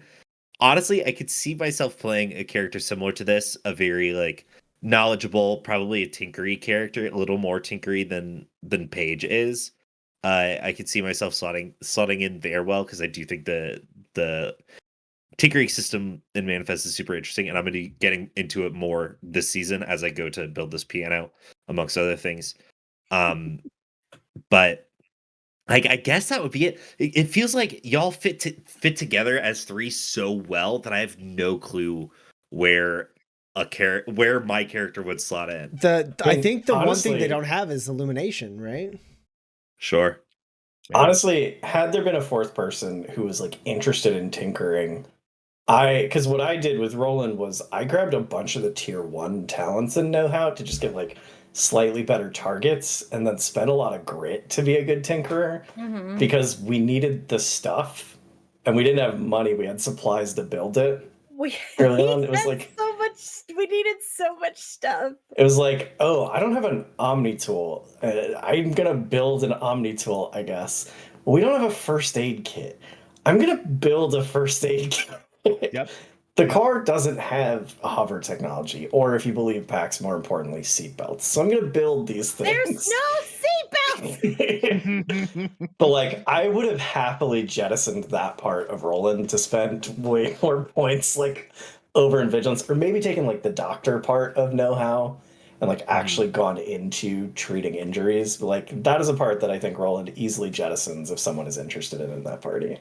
Yeah, my two main go-tos of hard combat and driving were very much taken up. So I would have had to try and figure something out. And I think Yeah. it would probably be like tinkering. If you were there at the very beginning, I think also you would have been able to share the hard combat with Pax, because Pax originally was not supposed to become the absolute total Monster that she death was. ball that she was. Originally Pax was supposed to be a lot more reserved, but then through their journeys, Pax was forced to kind of step up and be like the hands down all out like killing machine that she ended up being. Like Kinsey was good at fighting. He was better at living. Like he had a lot of Kinsey was blood. really good at living. He had Kinsey- so He got much hit blood. so hard so many times and didn't die. But until Kinsey got Umbra under his belt, like Kinsey's contribution to combat was like kind of like it was like hit or miss, right? It was a focus action, shoot a rifle, maybe you hit, maybe you don't. But like once you had Umbra was able to be like either a distraction or an absolute menace on the combat field while you were firing some shots here and there. Meanwhile, like Pax was like, I'm gonna run in, I'm gonna murder like 4 guys at once. Yeah, if I had to guess, honestly, I would probably have made the Colossus in the fastball special of me and Pax. Just get on in there. Yeah, I needed to be able to talk I mean, mad that's what shit did, all the so, I mean, time. like, that makes sense to me. Yeah, Do Umbra you was the remember when Colossus. She took control of an entire nomad pack just by being really fucking intimidating. I still occasionally tell the story to like new RPG people of the time we did a coup in 36 in-game hours. The best part was that Pax somehow succeeded so well without having any So social well. skills whatsoever. The only one you need is intimidate. Yeah, that's honestly part of the reason why. I said- Baby. I rolled that and then I was like, cool, I say nothing from now on. Yeah, right. So I can never change the game state.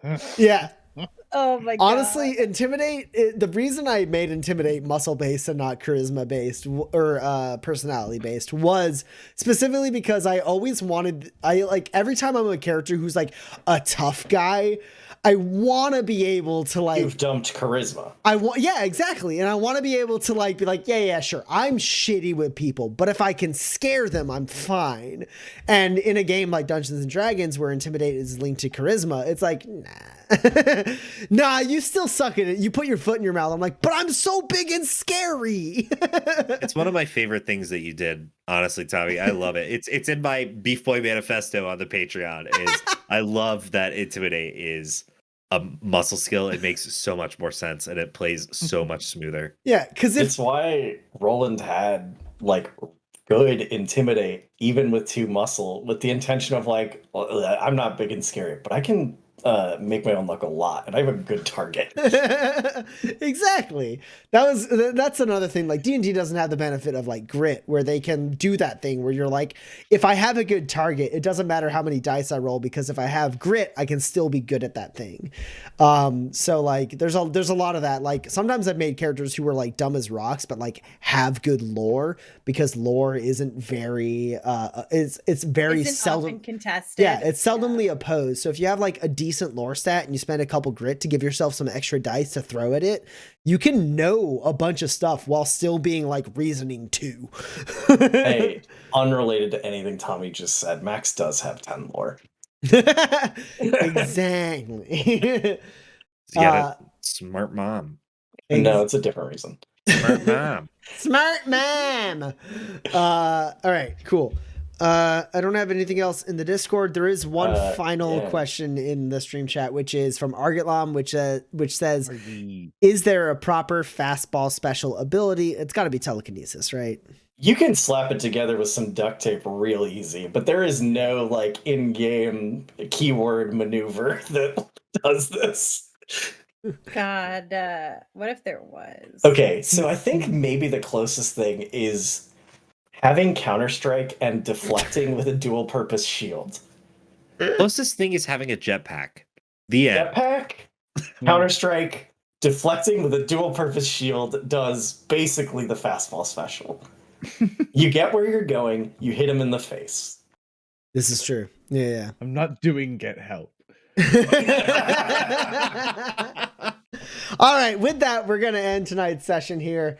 Thank you all so much for playing. Sorry for the late start, but we are here now. We did it. We did the whole goddamn thing. So we are going to be back on next week. New month, the 1st of June. Yes. New month, new us. New month, new us. We are going to pick up with the Camillacans here in Fenton, as they have 3 days now between themselves and Fire Night when the cut attacks. Thank you all so much for watching. Thank you to my lovely players for playing. Wonderful time. I had a great time. I just realized Pat's leaving. That motherfucker. Okay, I'm done now. Goodbye, everyone. You mean the Pat is leaving. barkeep? Pat is the leaving. No, Pat's No, the blacksmith. Oh who- yeah, Right. Cleopatra Pat. Lisi is leaving. Yes. Yeah. Miss Patty. I didn't have enough time to have an emotional conversation between you two, so I just kind of assumed it was one of those instances where neither of you said anything to either of you. So it makes sense for Franny to be extremely mad at Pat for not hanging out. Surely Pat will have a conversation with Clee before they leave, because the town leaves tomorrow morning. So there's time. Okay. Yeah. I love you all so much. Thank you all for watching. We're going to be back on 8 p.m. Central on June 1st, new month. And we're going to see you all then. I'm excited. I'm having a ton of fun this season. Thank you all so much. Enjoy the Guns of Quentin Lemaire as our outro song here from our very own Seth Lilly. Is Seth Lilly? That's Seth Lilly. SO1.